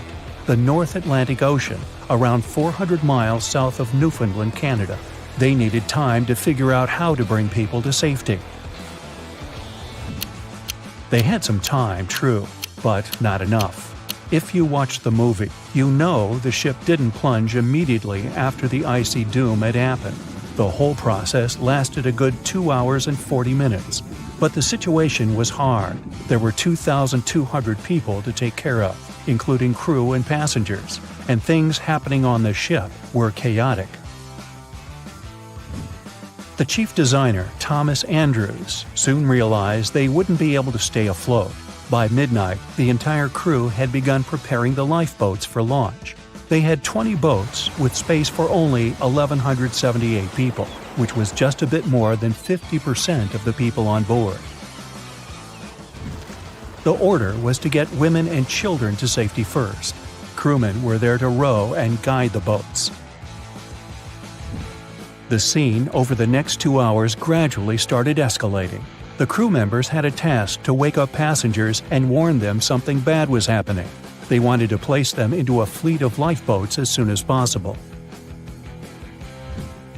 At 12:15 a.m., some crew members sent out a distress signal. A steamship called Frankfurt was among the first ones that received the message and responded, but they were about 170 nautical miles away. Some other ships also got the message and offered their assistance, but sadly, they were too far away as well. At 12:20 a.m., the Cunard liner Carpathia got a distress signal from the Titanic and changed its course right away. They were 58 miles away at the time, and it would take them more than 3 hours to get there. 20 minutes later, the crew was lowering the first lifeboat. It was carrying only 27 passengers, although it had room for 65.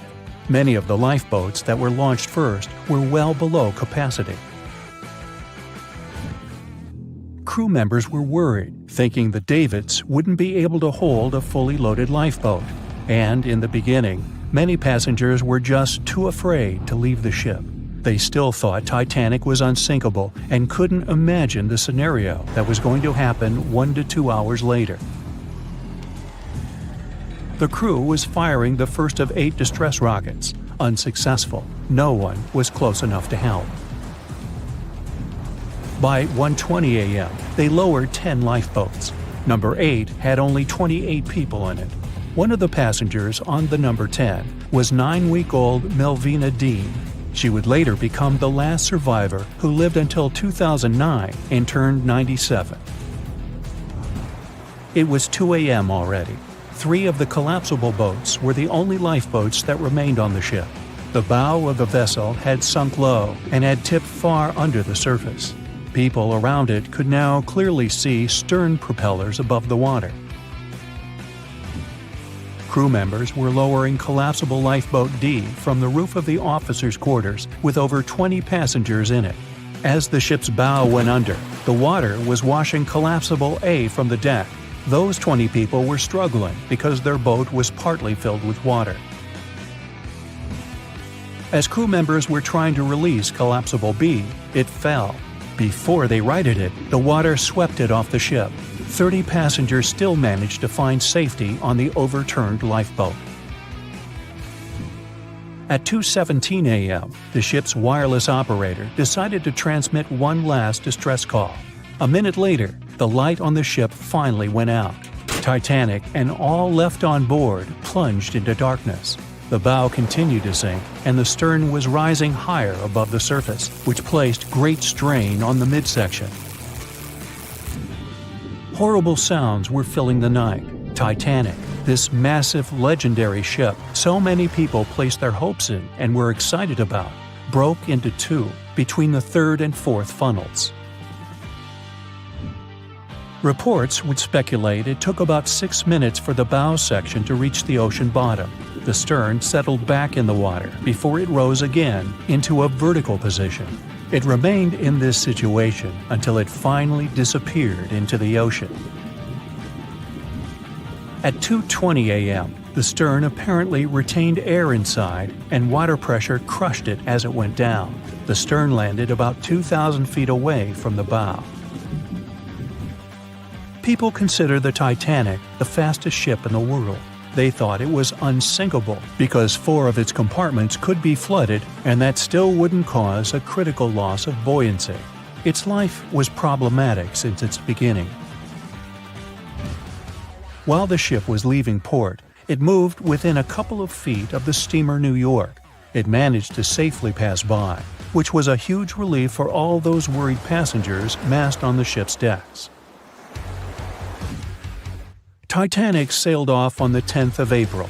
Its first journey was across the highly competitive Atlantic route. On the launch day, the Titanic became the biggest movable object in the history of humankind, 882 feet long, 92 feet wide.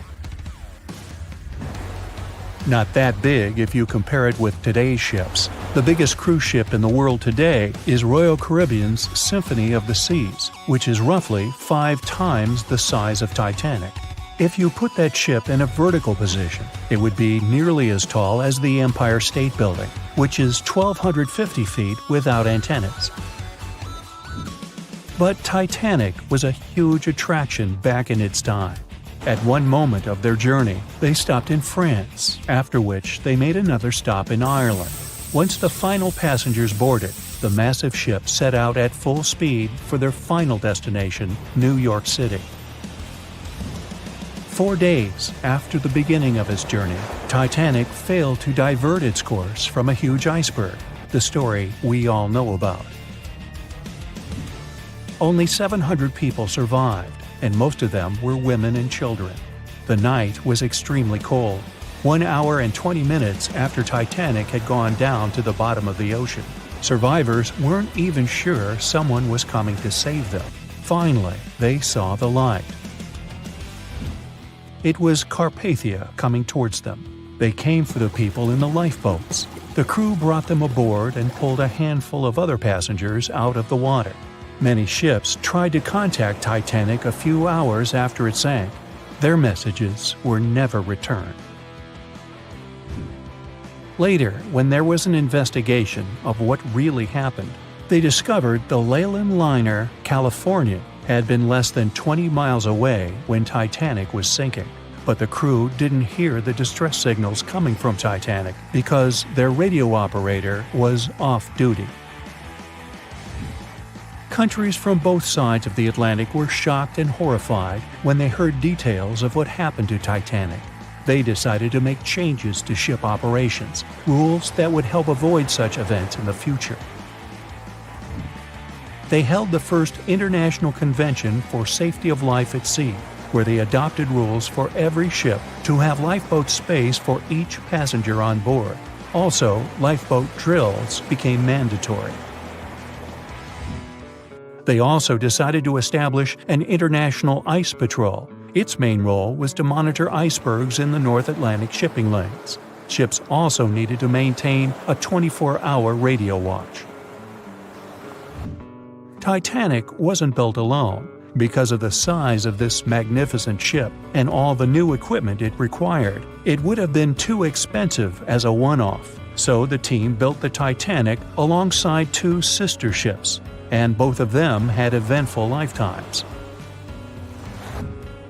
RMS Olympic came first. It was launched in 1910, and for a whole year was the biggest liner in the world. The Britannic was another sister ship that sailed for a while before it too ended down on the ocean bottom. But only Titanic became a legend and one of the most fascinating stories of modern history. On April 10, 1912, crowds gathered at Southampton Beach to wave off what was, at the time, the world's largest and most prestigious ship, the RMS Titanic.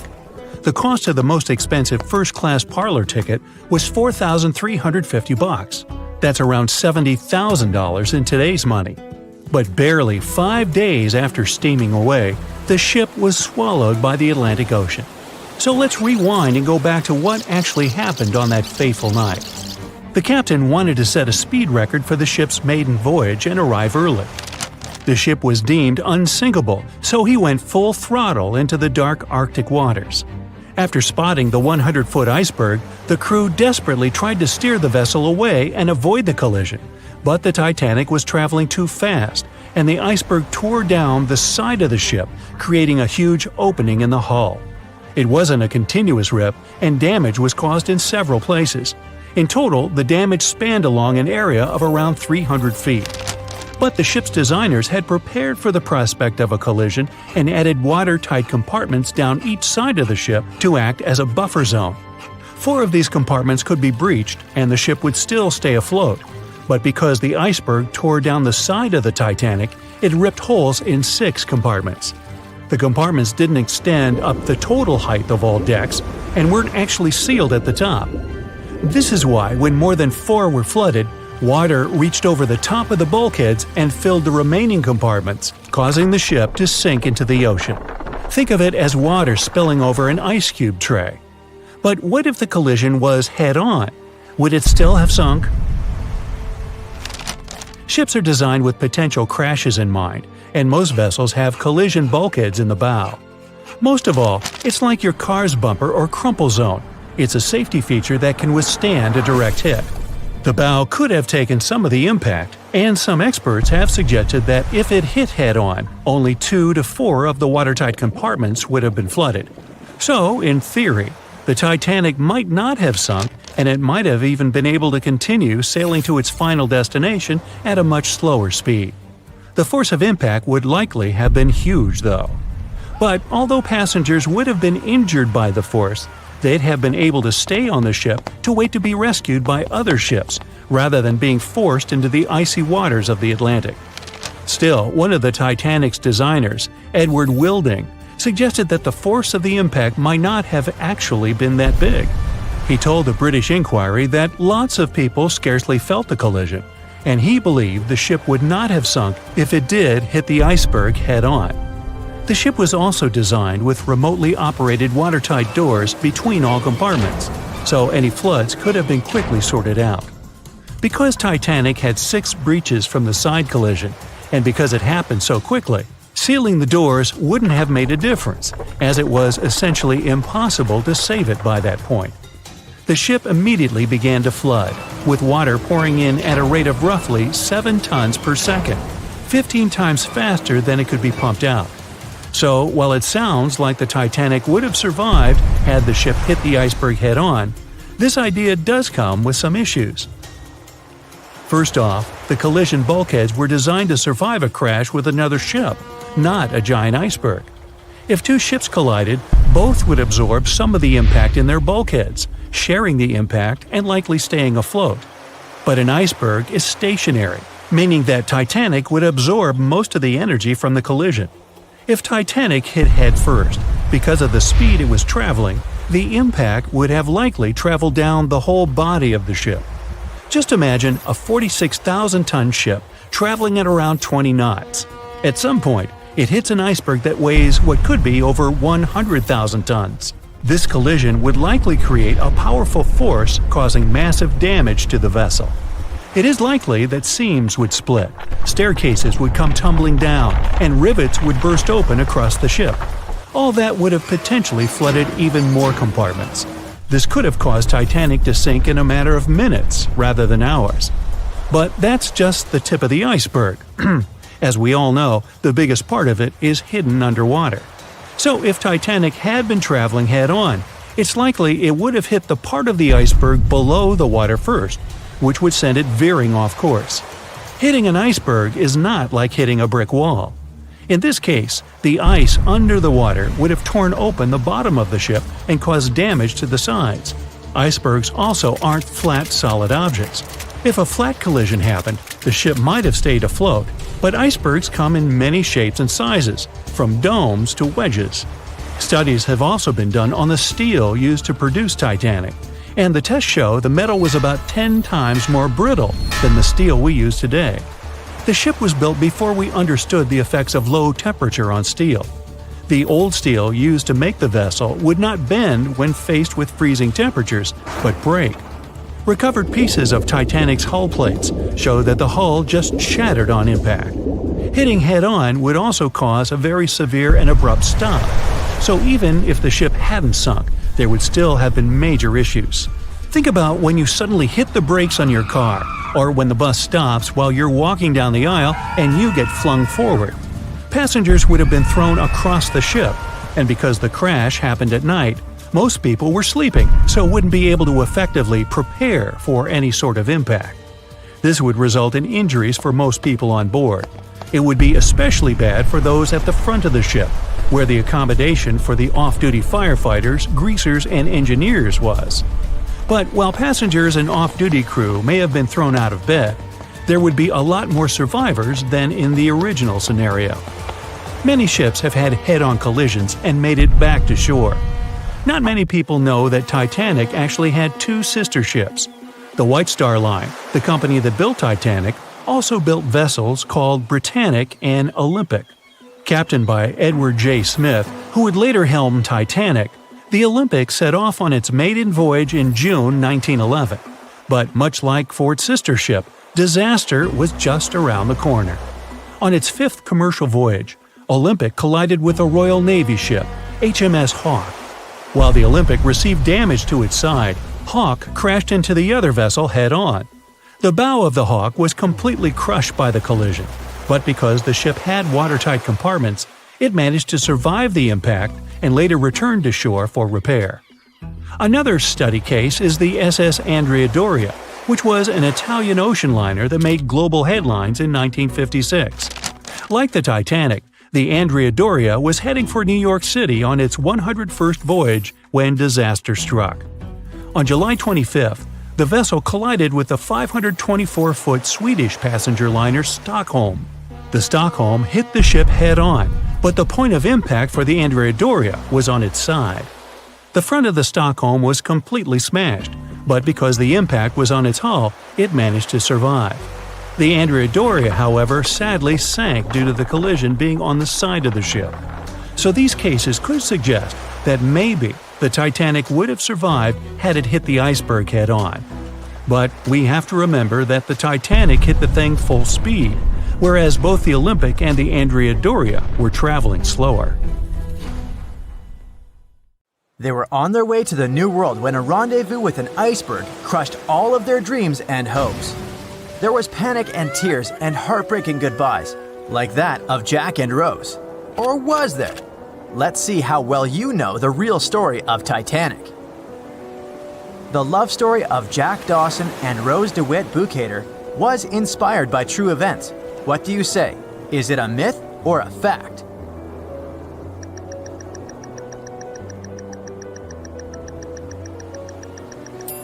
The most emotional Titanic love story was actually all made up by the screenwriter and director of the famous movie, James Cameron. Some passengers featured in the movie were real though, and by a mere coincidence, there was a J. Dawson on board. His name was Joseph, not Jack, and he worked as a coal trimmer. The most expensive object lost with the Titanic was a painting by Pablo Picasso. What's your take on this one?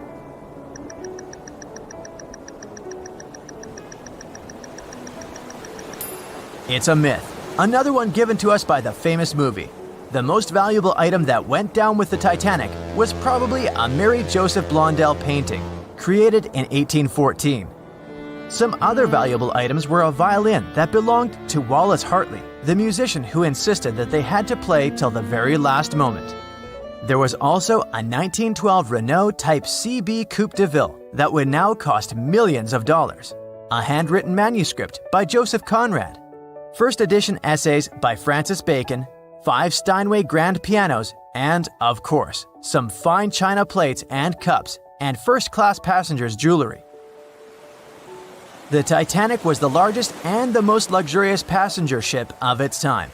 Does it sound real to you?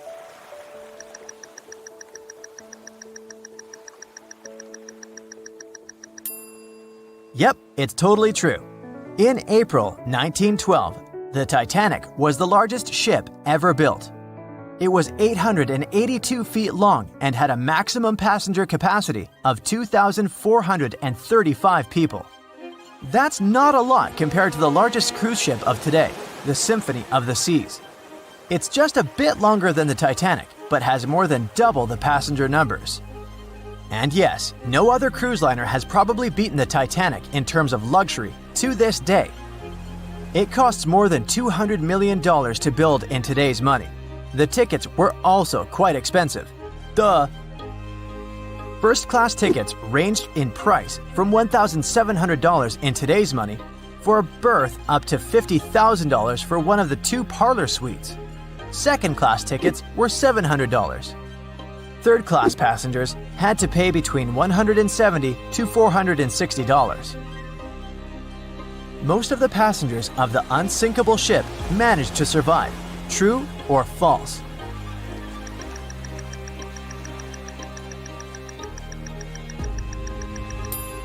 Sadly, it's false. Only 37% of all the passengers actually survived the meeting with the Titanic. Around 61% of the first-class passengers, 42% of the second-class passengers, and 24% of the third-class passengers made it out alive. The Titanic was passing through the Bermuda Triangle when things went wrong, and that's probably why it sunk. What do you say? Myth or reality?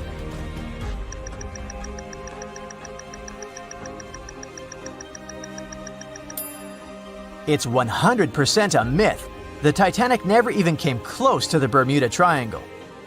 The liner sank about 400 miles south of Newfoundland, which is a huge distance to the north of Bermuda, the infamous area where ships and planes disappear without a trace. We might have the moon to blame for the sinking of the Titanic. True or false?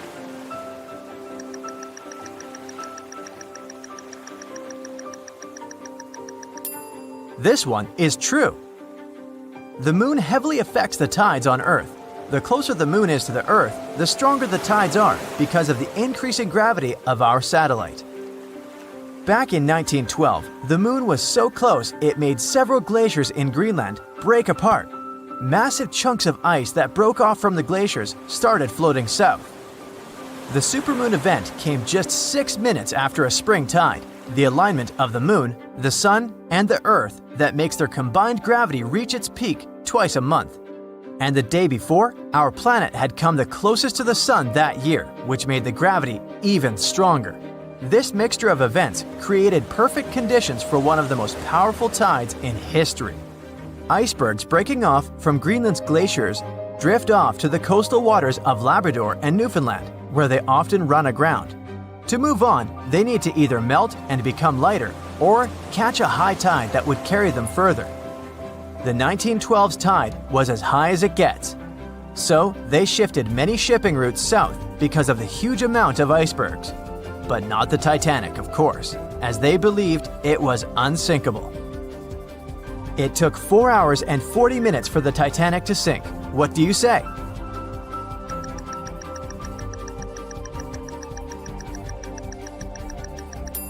It's false, and if you're a Titanic expert, you definitely know it was actually 2 hours and 40 minutes. And this was slow enough, given the damage caused by the iceberg. It didn't sink faster, thanks to the ship's construction. There were 16 watertight compartments in the lower part of the ship. They worked as a lifeline. When the iceberg crashed into the hull, it broke into 6 boxes. The Titanic could have stayed afloat only if 4 compartments had been damaged. Water filled the first 6 compartments within 1 hour. During this time, the ship tilted slightly to the right side. Then, water began to flood the 7th box when all 6 boxes were filled. And from that moment, the sinking rate was growing with every second. The ship's bow sank under the water, and then the stern filled up. One of the leading reasons for the Titanic tragedy was signal rockets. True or false? What's your take on it?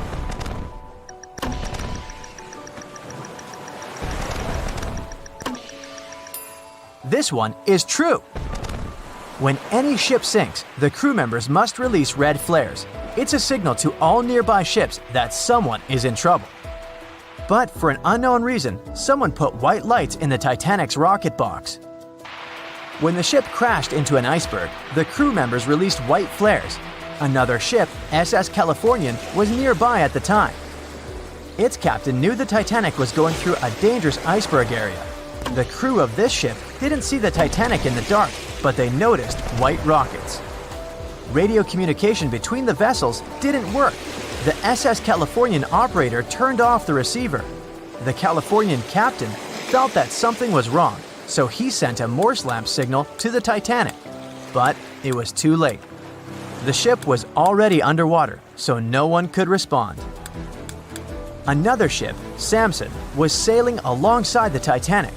It drifted with lights off since it was catching seals, and that's not legal. When the captain saw the Titanic's white rockets, he thought it was the Coast Guard. So Samson sailed away as fast as they could. They realized they had abandoned the drowning passengers once they made it to Iceland and learned the horrible news. In 1996, one expedition managed to raise the Titanic from the ocean floor. Do you believe it?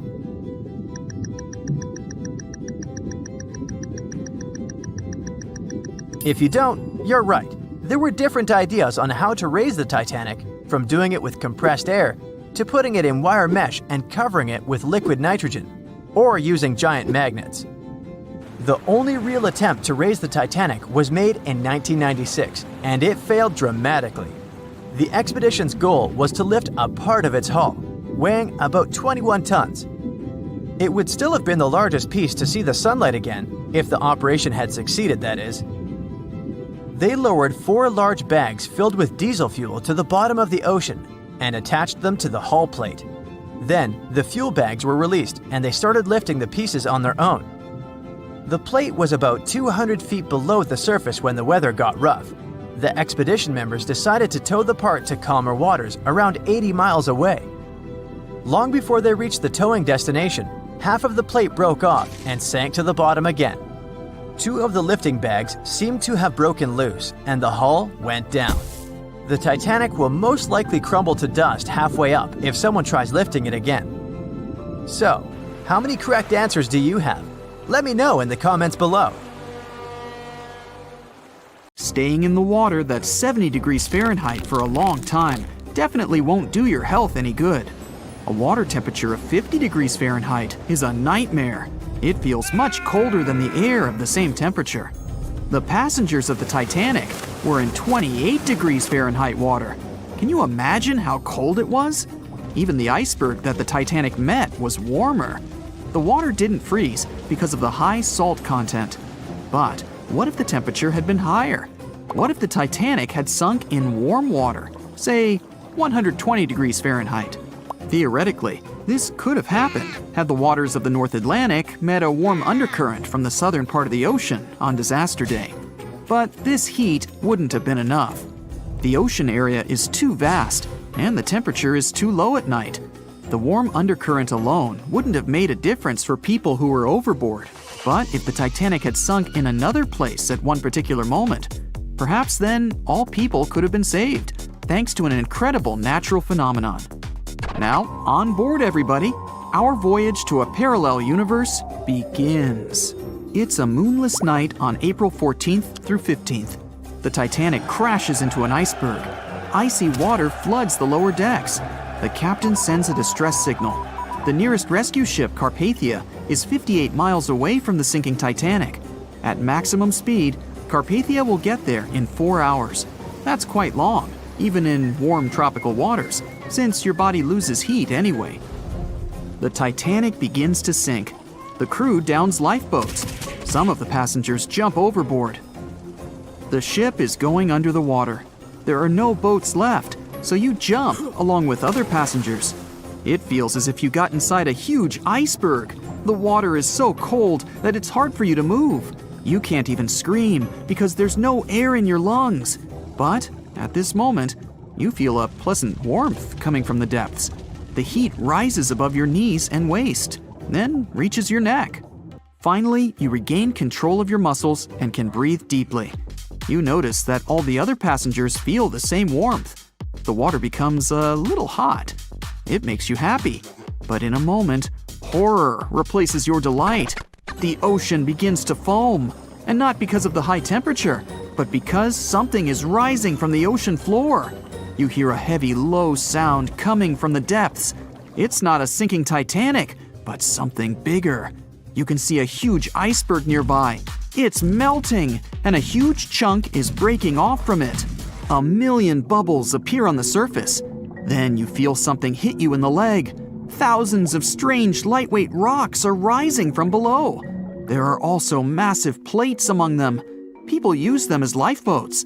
You climb on one of those rocks and look at the ship. It doesn't sink, since all the water is bubbling and pushing the vessel up. You take one of the small rocks and understand everything. It's pumice. An underwater volcano has woken up right under the ship. Thousands of tons of volcanic rock are floating to the surface. When it erupts, its magma shakes the entire space, heats the water, and destroys the seabed. But it doesn't result in anything destructive on the surface. The enormous pressure of hundreds of millions of gallons of water suppresses the volcano's power. Molten rocks of the Earth's crust are pressed against the seabed, and pumice rises to the surface. And here's why it happens. The upper part of Earth consists of many solid parts, tectonic plates. These plates collide with each other and divide. And when one part separates from another, the magma immediately comes up. So, all volcanoes are these unstable fault sites. If the Titanic had sailed over one of these areas during an eruption, many passengers would have been saved. Back in the parallel universe, you notice the Titanic starts sinking again. The water is no longer bubbling. The volcano has gone out. In a matter of seconds, the ocean turns icy again. Fortunately, you have your pumice lifeboat. This is enough to wait for rescuers. But let's imagine a situation with no underwater volcano and an iceberg. A situation when the water was warm from the very beginning. One of the engines in the motor compartment of the ship breaks down. Several pipes burst because of increased pressure, and now there's a crack in the ship's body. Water is filling the lower decks.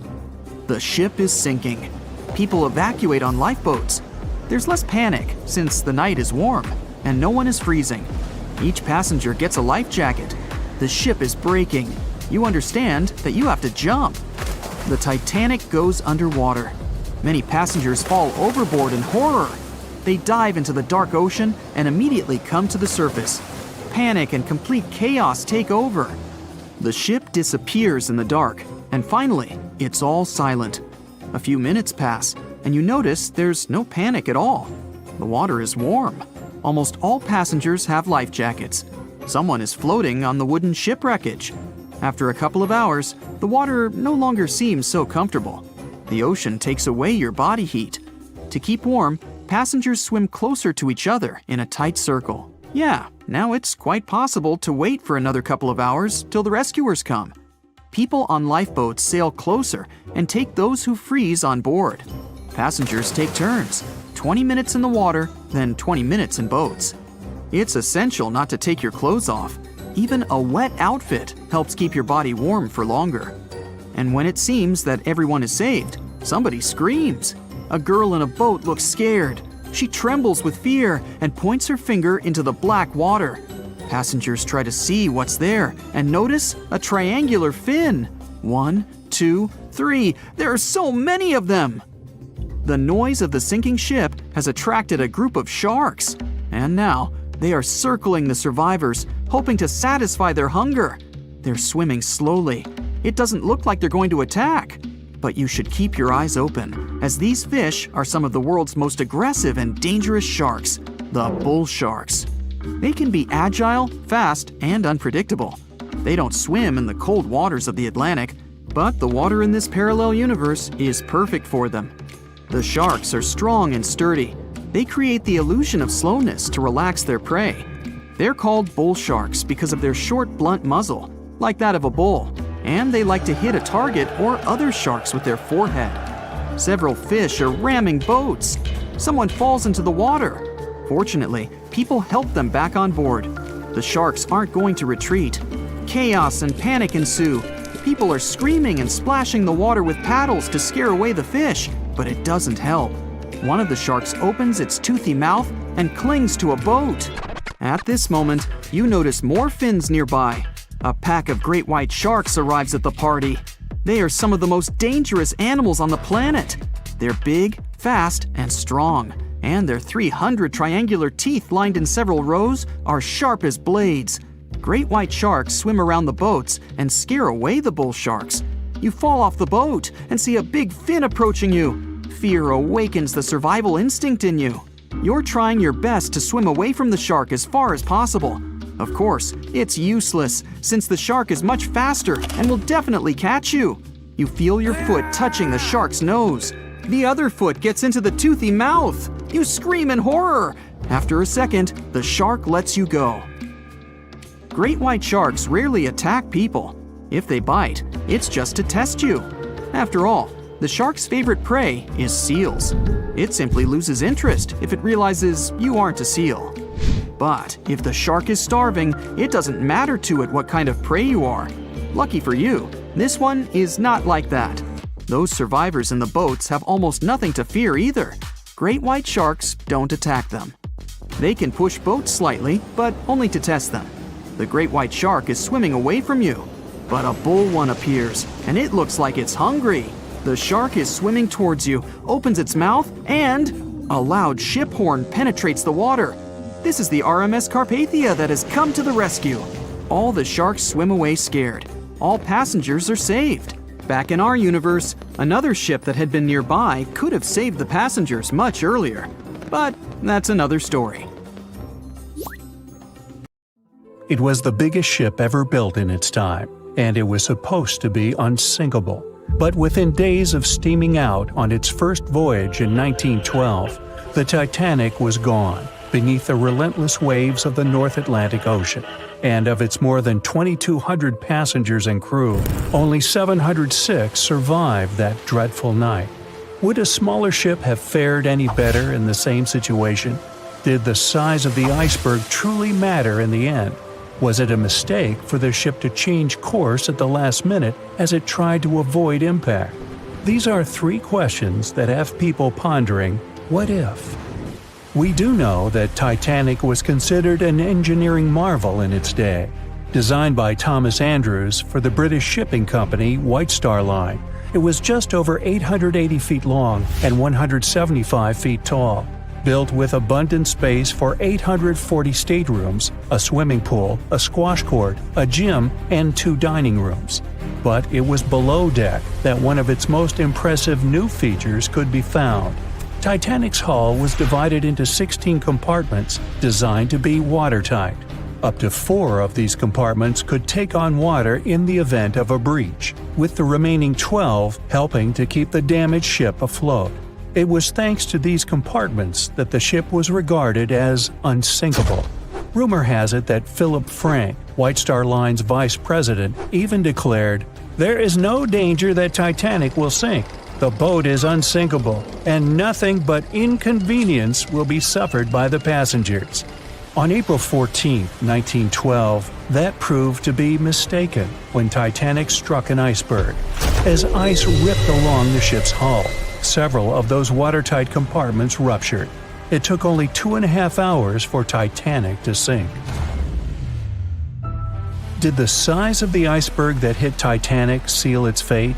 Would a bigger or smaller iceberg have made any difference? Icebergs come in a wide variety of shapes and sizes. They are pieces of ice that have broken away from glaciers or ice shelves in the Arctic and Antarctic, and are now wandering across the ocean until they eventually melt. One of the tallest icebergs ever found would have easily dwarfed Titanic. Discovered in 1957, it was 550 feet high. That's close to the height of the Washington Monument. Imagine ramming into something that big. Smaller icebergs, though, can turn out just as dangerous. Some are the size of houses and called Bergy bits. Others, closer to the size of a car, are called growlers. These can be much harder for ships and boats to locate, making them more difficult to avoid. And though smaller, they can produce a lot of damage when hit. It's also critical to recall that icebergs are always bigger than they seem, with the majority of their mass lurking below the ocean surface. In fact, over 80% of an iceberg's volume is underwater. Most of its sharp, jagged edges cannot be seen. Roam too close, and you risk damaging your ship's hull. Because Titanic had little notice of its impending doom, a smaller iceberg, struck at the same angle, could still have been enough to bring that mighty ship down. Now, it's possible that had the iceberg been larger, it would have been spotted sooner. Titanic might have had time to alter course and avoid the impact. But missing that one iceberg would not have guaranteed Titanic's safety. It was traveling in a dangerous stretch of the Atlantic called Iceberg Alley. It's located 250 miles east and southeast of Newfoundland, Canada. Behind one iceberg, there could be another, and another after that. And so the crew on board had to remain very attentive to avoid several potential collisions, not just one. A smaller ship might have been better suited for the trip. Titanic's size was certainly a challenge when it came to steering. In fact, it had just left her dock in Southampton when it nearly collided with another smaller ocean liner, the SS New York, missing it by just 2 feet. The gigantic steamship was obviously not made for maneuvering quickly in tight quarters. A ship that size required time and space to change course. But when it comes to ships versus icebergs, a ship's size doesn't always matter. The Islander was a steamship designed to travel the Inside Passage in Alaska. In the summer of 1901, it struck an iceberg, which tore a hole in the front portion or bow of the ship. The vessel did not sink right away, and the crew tried to steer it to safety. Ultimately, its bow completely submerged, and its stern was lifted up and out of the water. It didn't take much longer before the ship sank completely. Of the 168 passengers and crew members, 128 survived, and $3 million in gold was lost. Islander had a 240-foot hull, making it almost a quarter of the size of Titanic, and that smaller size didn't seem to be much help in preventing a collision with an iceberg. And then there was the Hans Hedtoft in 1959. Also known as the Little Titanic or the Danish Titanic, it was referred to as the safest ship afloat. It was 272 feet long with 95 people on board. Much like the real Titanic, the Hans Hedtoft was specifically engineered to handle most of what the sea could throw its way. Along with its double steel bottom, it also had an armored bow and 7 watertight compartments. How could such a ship sink? But it could, and it did. It was on its first voyage, returning to Copenhagen, when it ran into trouble. On January 30th, it hit an iceberg. An SOS was sent, but when the Johannes Cross arrived to help, the Hans Hedtoft was nowhere to be found. The only evidence of the ship's existence was a lifebelt that was washed ashore in Iceland 9 months later.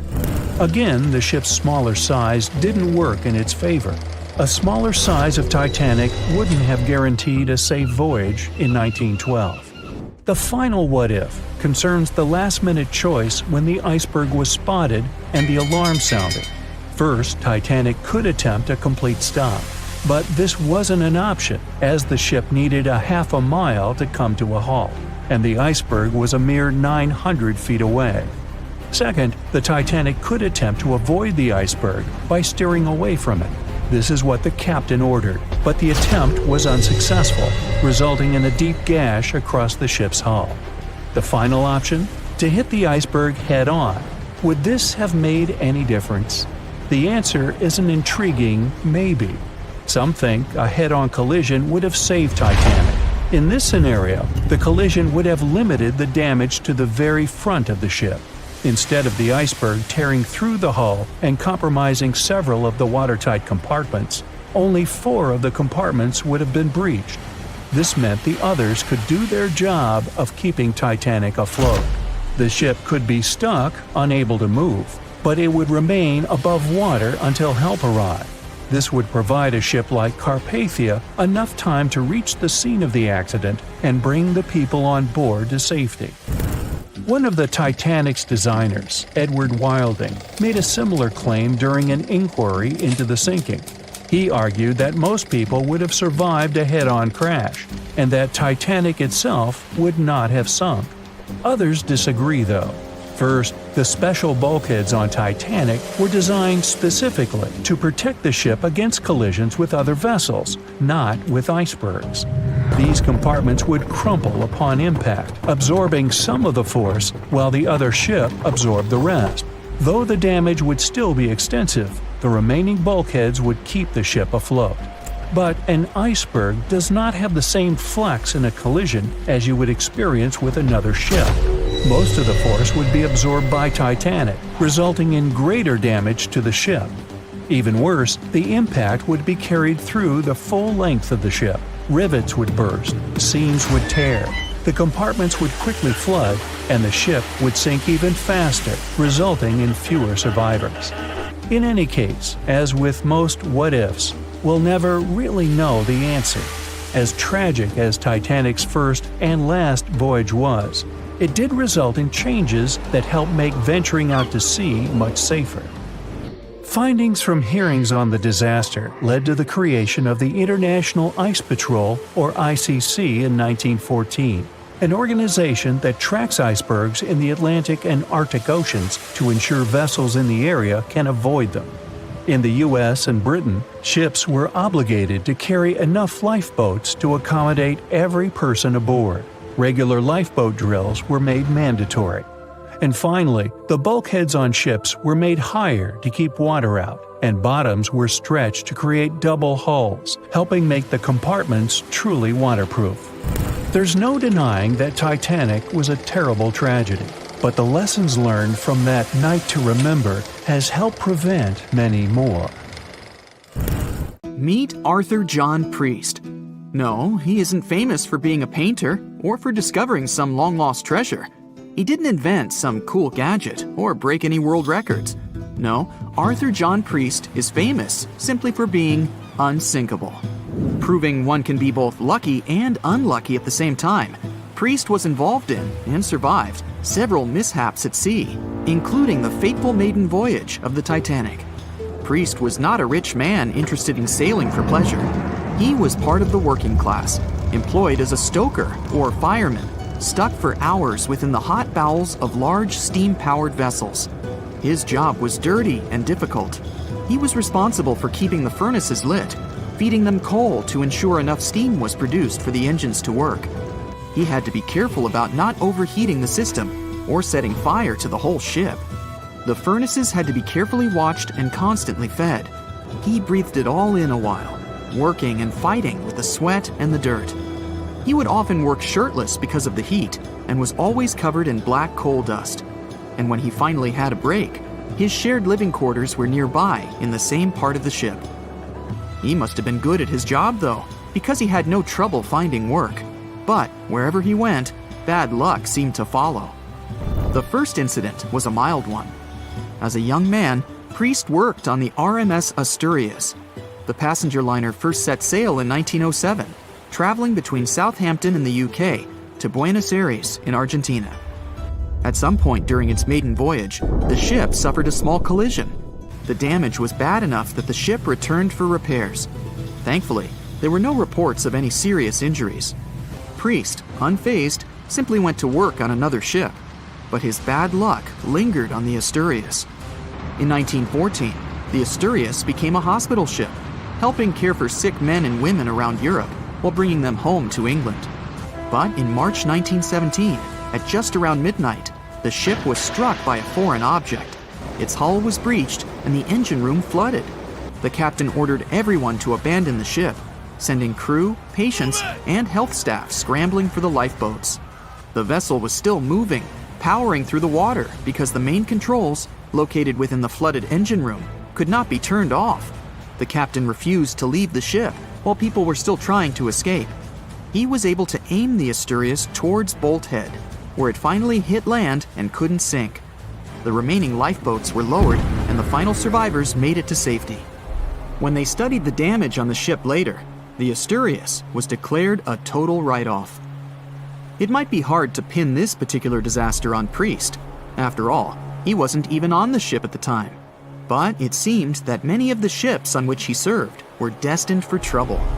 His bad luck followed him to his next job on the RMS Olympic, a massive ocean liner.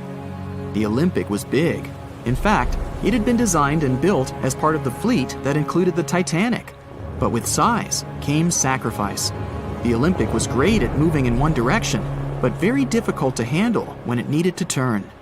It was September 1911. The Olympic was trying to alter its course. The Hawk, a smaller ship sailing nearby, didn't give the larger vessel enough room to maneuver, and the two slammed into each other. Because the Hawk was engineered to deal with potential confrontations when out at sea, its reinforced bow tore through the Olympic. Two large gashes appeared on the ocean liner's side. The propeller shaft was badly twisted, and worse, the ship began to take on water. Somehow, the Olympic made it to shore without sinking, and nobody was seriously hurt. Priest had no idea that this was just a small taste of what his future held for him. He next found employment on a brand new ship, a better ship, an unsinkable marvel that was said to be the biggest vessel to have ever been built. Yes, he was going to work on the Titanic. And what a job! It took 29 boilers, requiring 850 tons of coal a day to produce enough steam to power the Titanic. Priest was just one of 150 stokers toiling away in the ship's underbelly, keeping those fires burning day and night. He made around $30 a month. But on April 14, 1912, he would find himself flung from a world of extreme heat to one of blistering cold. At approximately 11:35 p.m., the crew spotted an iceberg. The Titanic tried to avoid it, but the alarm had been sounded too late. 5 minutes later, the two collided. The iceberg tore through the hull, and the once watertight compartments inside were badly ruptured. As the cold Atlantic water flooded in, the ship began to sink. Distress signals were sent, but the closest ship, the Carpathia, was over 3 hours away. In the dark of night and stuck in the middle of nowhere, the crew and passengers panicked.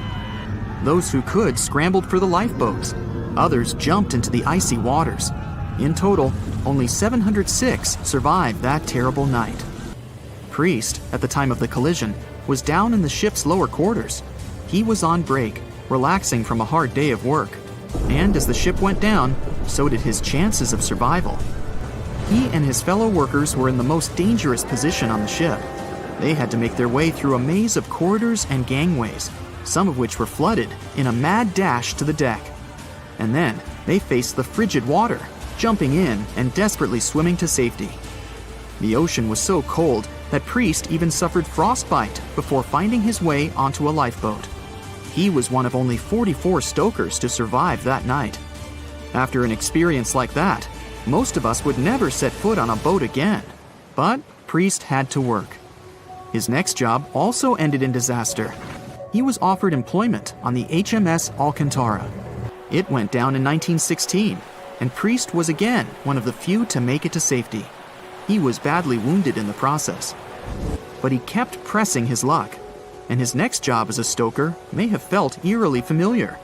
He would be working on a ship built by the same people behind both the Olympic and the Titanic. And this ship, named the Britannic, was the biggest of the three. It was also believed to be a superior vessel, fitted with new safety features after the Titanic sank. For example, it had 48 open lifeboats, 46 of which were the largest ever used on a ship before. 2 of these were even motorized and equipped with special communication devices. The good news? The Britannic survived its first trip without incident. It was already doing better than the Titanic ever did. However, on November 21st, 1916, the Britannic was shaken by a loud explosion while traveling through the key channel in the Aegean Sea. The hull was damaged, and some of the compartments began to fill with water. But, unlike the Titanic, the Britannic had been designed for just such an emergency. It had been fitted with 5 watertight bulkheads. Intact, these would help keep the ship safe and floating for a much longer period of time. But there was one issue. Portholes along the lower decks had foolishly been left open. As the ship tilted, the portholes let in water, which flooded the Britannic and hastened its descent into the sea. This effectively made those watertight bulkheads useless. The ship was going down fast, much faster, in fact, than the Titanic had sunk. 35 of the lifeboats were successfully launched, saving most on board. Of the 1,066 passengers and crew, 1,036 survived. Priest, his luck intact, was one of them.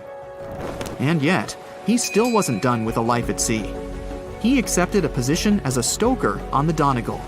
It was a smaller passenger ferry that had been converted for use as a hospital boat. In April 1917, it was struck by a foreign object while fleeing an unsafe situation. and though he suffered from a head injury, Priest was again one of the survivors. It took experiencing 2 collisions and 4 sinkings before Priest was finally ready to retire. In fact, he reportedly said he only gave it up because no one wanted to sail with him. Can you blame them? He would live out the rest of his life on dry land in Southampton, England, with his wife Annie and their 3 sons. But Arthur John Priest would always be remembered as the unsinkable stoker. Over a century ago, the Titanic struck an iceberg and sank to the bottom of the Atlantic Ocean. Of the 2,240 people on board, only around 700 survived. Since then, the tragedy has been the subject of endless movies, documentaries, and books. And though we've learned a lot about the ship and many of the people on board, we hardly know anything about the iceberg responsible for the catastrophe, especially anything concerning its size. But maybe we can find some clues. The Titanic was constructed by the White Star Line as part of its new fleet of passenger liners. At the time, it was the largest ship ever built, and it lived up to its name.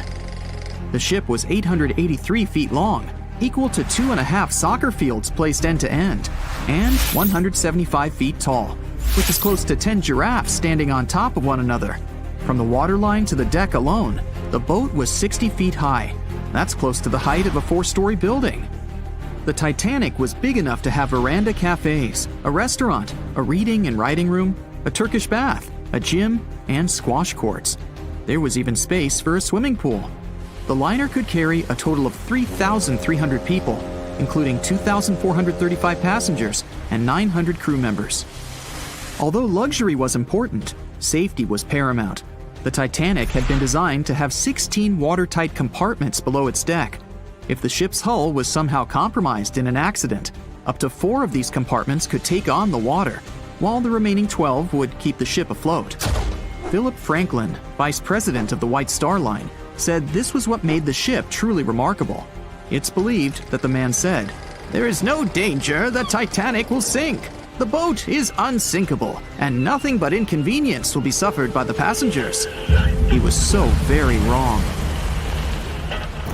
The ship left England for its first and last voyage on April 10, 1912. And all it took was a single iceberg to bring that mighty vessel down. Icebergs are fascinating. They are formed during a process called calving, when large chunks of freshwater ice break free from glaciers and float away into open water. They eventually melt away and disappear. In the northern hemisphere, the majority of these icebergs come from Greenland. In the south, they come from Antarctica. What you see on top of the water is only a small portion of an iceberg. This is just the tip. Most of it, up to 90%, is hidden under the water. Only when you examine pictures of the entire thing can you truly appreciate how massive icebergs are. It's the part of the iceberg you can't see that is often the most dangerous. Beneath the waves, it can have jagged edges in random places. A ship can easily get too close without realizing it, resulting in serious damage to the bottom of the boat. And it's not just big icebergs you have to watch out for. Smaller ones, which are more difficult to spot, can prove to be just as dangerous. A growler, for example, is under 7 feet long, with just a bit more than 3 feet showing above the water. And a slightly larger bergy bit is less than 15 feet in size. The dangers of icebergs were well known when the Titanic set sail. In 1901, the Islander was traveling through the inside passage to Alaska. It collided with an iceberg and sank immediately. Luckily, 138 of the 178 people on board made it to safety. Back then, there wasn't any special equipment for detecting icebergs. The best tool was your eyes. From a special vantage point above the ship called the crow's nest, 2 members of the crew had to stare out over the ocean and watch for potential hazards. The crow's nest was located at the front of the ship, 49 feet above the deck. It was attached to the mast. From this height, a person had a good view of the ocean. If they saw anything suspicious, they could ring a large bell to sound the alarm. After that, they could call from a special telephone to warn the captain of any danger. But imagine what a horrible job this would have been, especially on the night the Titanic sank. The crow's nest wasn't a warm and cozy room surrounded by windows. Instead, it was a large open tub exposed to the elements. On April 14, 1912, the air temperature was around 39 degrees Fahrenheit, which is close to freezing. With the ship moving at about 23 knots, more than 26 miles per hour, the sailors must have felt that frigid cold air pressing against any exposed skin. The only good thing about the job was that the shift only lasted 2 hours. Frederick Fleet was the sailor who actually spotted the iceberg that sank the Titanic. He was up in the crow's nest, working with Reginald Lee at the time. Fleet kept track of the left side of the ship, while Lee scanned the right. It was 10 p.m. when the two men started their shift. They had already been warned about the possibility of ice. But when you're cold and it's dark, it might feel like an impossible task. Even worse, the two men didn't even have binoculars to make the job any easier. Fleet would later insist that having binoculars would have prevented the tragedy. With about 20 minutes remaining on the job, the sailors noticed the iceberg. Fleet rang the bell, once, twice, and again. He then called up to the bridge to inform the crew. At first, the call seemed to come in the nick of time. The ship's engines reversed, and the massive ocean liner managed to turn. It wasn't enough to miss the iceberg, though. Ice showered down onto the ship's deck. The iceberg tore through the hull, and water flooded in. 2 hours and 40 minutes later, the Titanic was gone. And here we have clue number 1. The iceberg was big enough to be spotted with the unaided eye in the dark of the night without any binoculars. It was also tall enough for bits of ice to fall down onto the ship's deck. Since this all took place long before social media and smartphones, nobody on board would have been taking photos or videos at the time. So, of course, we don't have any footage of the actual iceberg. But there are photos of the possible iceberg from later that day. The SS Prinz Adalbert was sailing near the area on the morning of April 15, 1912. The steward on the ship had not yet heard about what had happened to the Titanic. But when he spotted an iceberg floating by, he was compelled to photograph it. Why? There was a line of red paint along the bottom of the iceberg, indicating that it had likely collided with a ship sometime within the previous 12 hours. A second photo was taken from a ship called the Minia, which was sent into the area to look for debris from the collision. Captain de Carteret said that among the wreckage, he had seen only one iceberg. He also noticed a streak of red paint on it. From the photos and witness accounts, newspaper reports estimated the iceberg to be 50 to 100 feet high and 200 to 400 feet long. That's clue number 2. The iceberg that hit the Titanic probably started its ocean journey from Greenland's coast, heading past the Baffin Bay to the Davis Strait. From here, it must have slipped through the Labrador Sea and finally reached the Atlantic. And that, in itself, is pretty impressive. The glaciers in Greenland create between 15,000 to 30,000 icebergs each year. Some small, some big. Of these, a mere 1% will actually make it to the Atlantic. The others simply melt along the way. We know that the temperature of the Atlantic Ocean, where the sinking took place, was around 28 degrees Fahrenheit. That's below freezing. For humans, this could cause frostbite or hypothermia. But that temperature is actually warm for an iceberg. Most would only last 2 to 3 years in the North Atlantic, slowly melting into the warmer water. Based on this, it's likely that the Titanic's iceberg left Greenland in 1910 or 1911 and was fully melted by late 1912 or 1913. But since it did make it to the Atlantic and managed to cause significant damage to the ship, we have clue number 3. We will never know for certain the size of the iceberg from that day, but we do know that it definitely wasn't a growler or a bergy bit. Both those types of icebergs are much too small. And if the ice was indeed scattered across the deck during the collision, the iceberg must have been a little taller than 60 feet. The newspaper estimates are probably as close as we're going to get. The iceberg that took down the Titanic was indeed a formidable one, and icebergs are still a threat. As recently as 2007, the cruise ship Explorer struck one and sank in Antarctica's Weddell Sea. Luckily, everybody survived. The International Ice Patrol was created in 1914 following the Titanic's sinking. The organization is still in operation today, made up of representatives from several countries. Using airplanes and radar, the patrol locates and tracks larger icebergs, making the information available to anyone who needs it and preventing more ocean tragedies in the process. In the Titanic movie, you won't see any fumes above the fourth funnel of the legendary ocean liner, and it's not a mistake. Back in 1911, the year before the Dream ship's departure, large ships would mostly sail with 4 chimneys. They needed those to draw heat and fumes from their massive boilers. The Titanic was a real engineering gem that only needed 3 chimneys to function. So the fourth was added for balance and more impressive looks. The White Star Line thought the public would have been disappointed to see only 3 pipes on the greatest ship of all time. The Titanic's sister ships, the Olympic and the Britannic, also had 1 fake funnel each for the same reason. The dummy chimney wasn't completely useless and served for ventilation. It took out the fumes from the machine spaces in the lower decks and from one of the first-class general rooms. 1 big ventilation funnel, instead of several small ones, helped to declutter the upper decks and left more open space for passengers to enjoy their strolls. When Titanic went down, the funnels, each weighing 60 tons, went down with the rest of the ship. They were made extra tall to make sure the passengers weren't covered in the soot being ejected. Their height and weight let them stay in the upright position. The forward funnel, followed by the others, fell only when the ship went for the final dive. Those chimneys were much lighter than the bow, so they spread among other debris. The light material they were made of flattened once it hit the bottom, and the iron-eating bacteria living deep down took care of it later. The bow of Titanic remained intact when it hit the seabed, but the stern was completely mangled.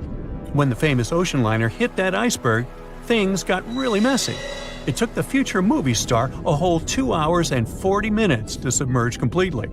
The collision let water flood 6 out of 16 watertight compartments. As the water gushed into the starboard side, the ship started to tilt down in the front and a bit to the right. By midnight, the damaged compartments were spilling water into others, and it was chaos because these compartments were only watertight horizontally. Soon enough, water started flooding through the anchor chain holes, and by 2 a.m., the bow was sinking, and the stern's propellers were lifted out of the water. The ship kept flooding until the moment the bow went underwater, and the stern shot up almost 45 degrees.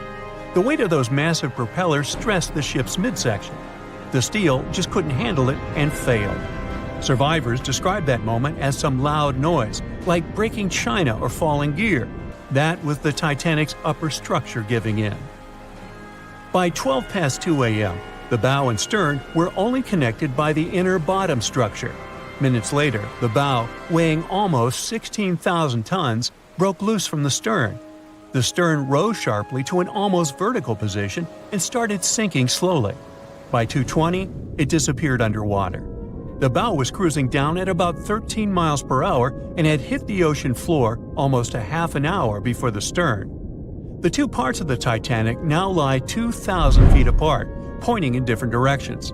The bow remained mostly intact, just covered in mud. The stern turned into a tangled wreck because of the implosions it went through during the descent. The air trapped within the structure just couldn't handle the increasing pressure of the water deep down. Signal rockets played a big part in the Titanic's tragedy. When a ship goes down, you're supposed to shoot up red flares to signal trouble.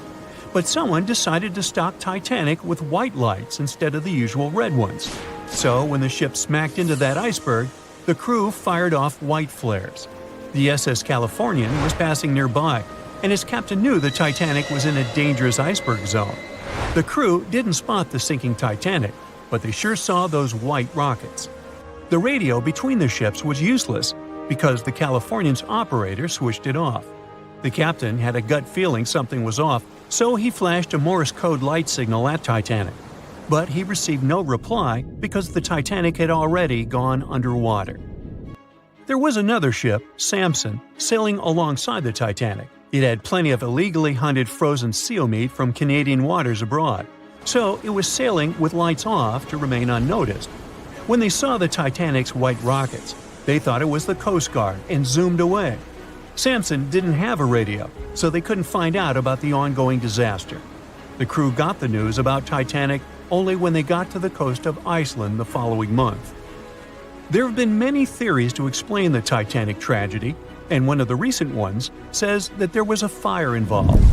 An Irish journalist went full detective for decades, digging into the mystery, and stumbled upon a game-changer. He came across a photo album that had been hiding from the public for a century after the tragedy.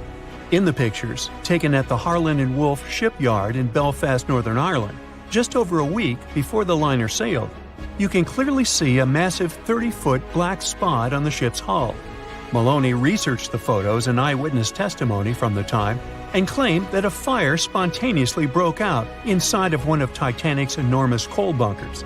It was raging for a whole 3 weeks and messed with the metal, critically weakening a crucial segment of the ship's hull. Back then, most ships had just one hull, so it was the only skin the Titanic had. That's why the iceberg managed to punch a hole through the ship so easily. If it hadn't been for the fire, the Titanic might have shrugged off that iceberg collision. The company operating the liner knew about the fire, but they decided to conceal that fact. They didn't want any negative stories in the press as they faced some serious competition in transatlantic voyages.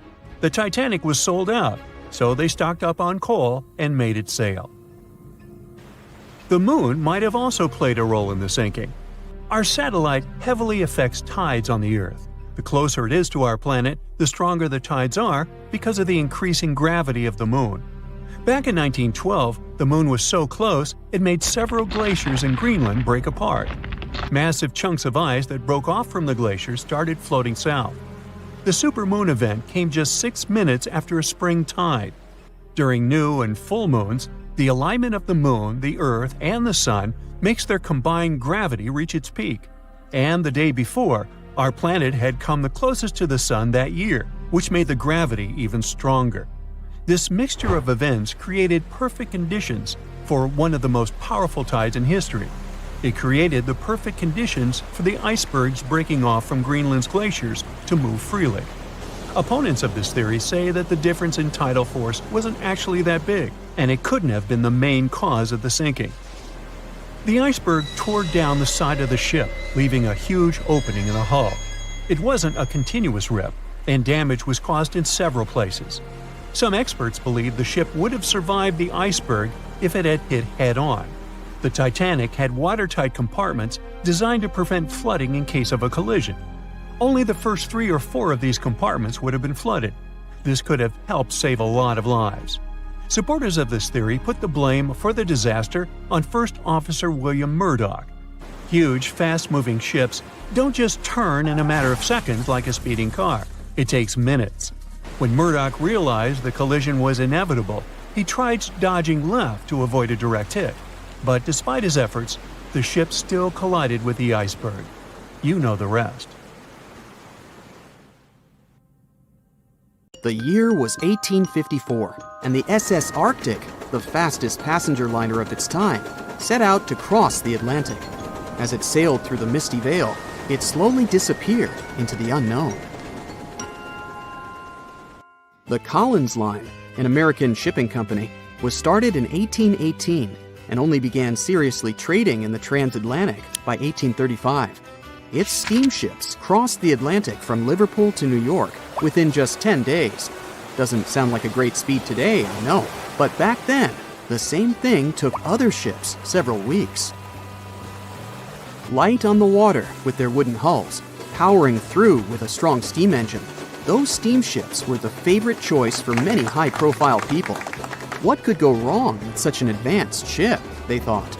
This reminds me of some other ship everyone believed to be unsinkable. But anyway, back to the Collins Line. It grew to be a serious contender on transatlantic routes, with only one other competitor, the Cunard's Line. It was a British company also aiming to be the main force through the Arctic Passage. In 1835, the company received a new ship that traveled to Liverpool and came back to New York with the largest cargo ever at that time. From then, the Collins Line was steadily growing. It seemed like there would only be future successes for it. Unfortunately, their lavish ships became costly to run with the amount of coal used. Massive power along with weak wooden hulls meant they needed many repairs after each voyage. So, every trip ended up being expensive. But since the ships were safe and had a great reputation, people were willing to pay the price, and the company was definitely not in crisis. They had achieved something no one had managed to do before them. Like I told you, their ships crossed the Atlantic in a whopping 10 days, and Edward Collins, the owner, was very determined to maintain the pace. Their 5 ships easily outran the Cunard's line of only 3. With this great praise, it provided more attention. Though the Cunard's ships were slower with their iron hulls, they believed there was still profit, regardless of how slowly they sailed. Among Collins' ships, the Arctic, the third of them to be launched, was the largest, reaching 284 feet long, with 2 side-lever steam engines, each with 1,000 horsepower. The paddle wheels made 16 revolutions a minute when at full speed. At the time of its launch, the press called it the most stupendous vessel ever constructed in the United States. But glamour and fame couldn't avoid what would come next. On the 27th of September, the Arctic was on its journey from Liverpool to New York, continuing a speed pace through the thick fog. It's possible that by that moment, after 4 years of record-breaking trips, the crew became overconfident with their sailing and the ship. Going only 50 miles from Newfoundland, they carelessly continued through the fog with no radio contact, sonar, or any other form of identifying objects, equipped only with Morse code. A smaller ship, the SS Vesta, which operated as a fishing vessel, often worked around Newfoundland. It was passing through the same path as the Arctic and crashed into its side.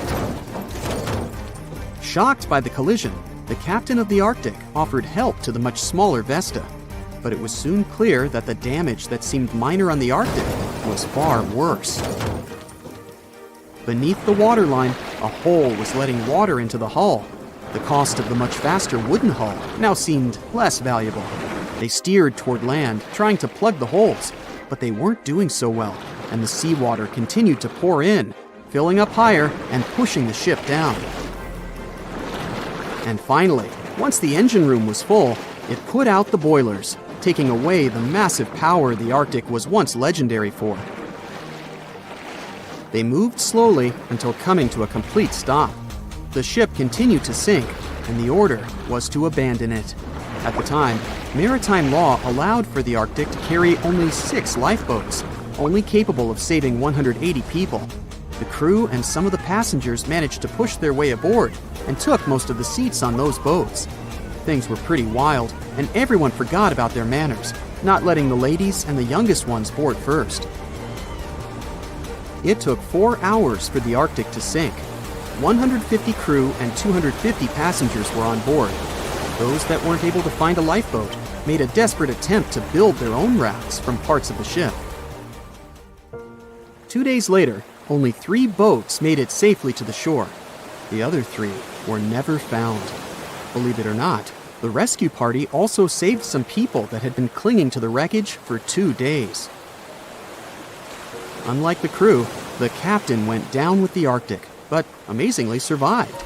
He would be only one of 85 people that made it out of the 400 on board. When the news arrived 2 weeks later, the public responded with great sadness to the losses. Great anger soon followed towards the poor safety measures in the crew. The press published demands to change the laws for more lifeboats. It only made sense to have enough for every person on board a ship. But they ignored those requests. This neglect would lead to more disasters in the future. Enough lifeboats would only come into maritime law some 60 years later, after the disaster of the Titanic. Edward Collins' wife and 2 children were also aboard the ship and didn't return. He was heartbroken, but didn't stop running his business. The Collins line still had a reputation to uphold, the biggest, fastest, and most luxurious on the Atlantic. Edward Collins would now build an even better ship than any other. It was named the Adriatic, and it was the largest ship in the world, 354 feet long. with 2 alternating steam engines that had never been built of this size. These steam engines at the time were at the height of engineering, though today you can only see them in models and toys. With the new addition of 2 masts, the Adriatic would also be able to sail if needed. Luckily, they made some lessons from the disaster of the Arctic.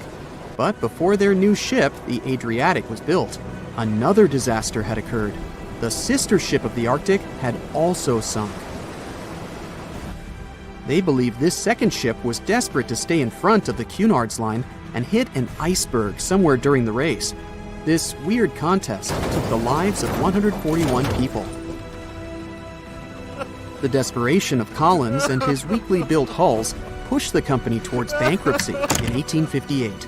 The newly built Adriatic, costing over $1 million, had only made one voyage in the end. And even that voyage was considered a disaster. The ship collided with a tugboat. It still managed to finish its maiden voyage at a suitable time. After the company had gone bankrupt, they had to sell the ship for only $50,000. They removed the great giant engines, replacing them with only sails. Although it was once the greatest ship on the high seas, it was only 30 years later until it was abandoned, labeled irreparable, and anchored in a river. The other remaining ships were also sold and only used for parts. Edward Collins left the industry altogether, seeking work on dry land instead. As the Collins line was no longer in the mix, the Cunards would grow in strength. Without competition, they would win the Blue Ribbon for the next 30 years, and 180 years later, after producing hundreds of ships. They still have a constant presence on the seas as they provide transatlantic crossings, world voyages, and leisure cruises. To this day, the Cunard line is the only one to run ships between Europe and America, and it's great proof that it's not always the fastest that's the best. That's it for today. So hey, if you pacified your curiosity, then give the video a like and share it with your friends.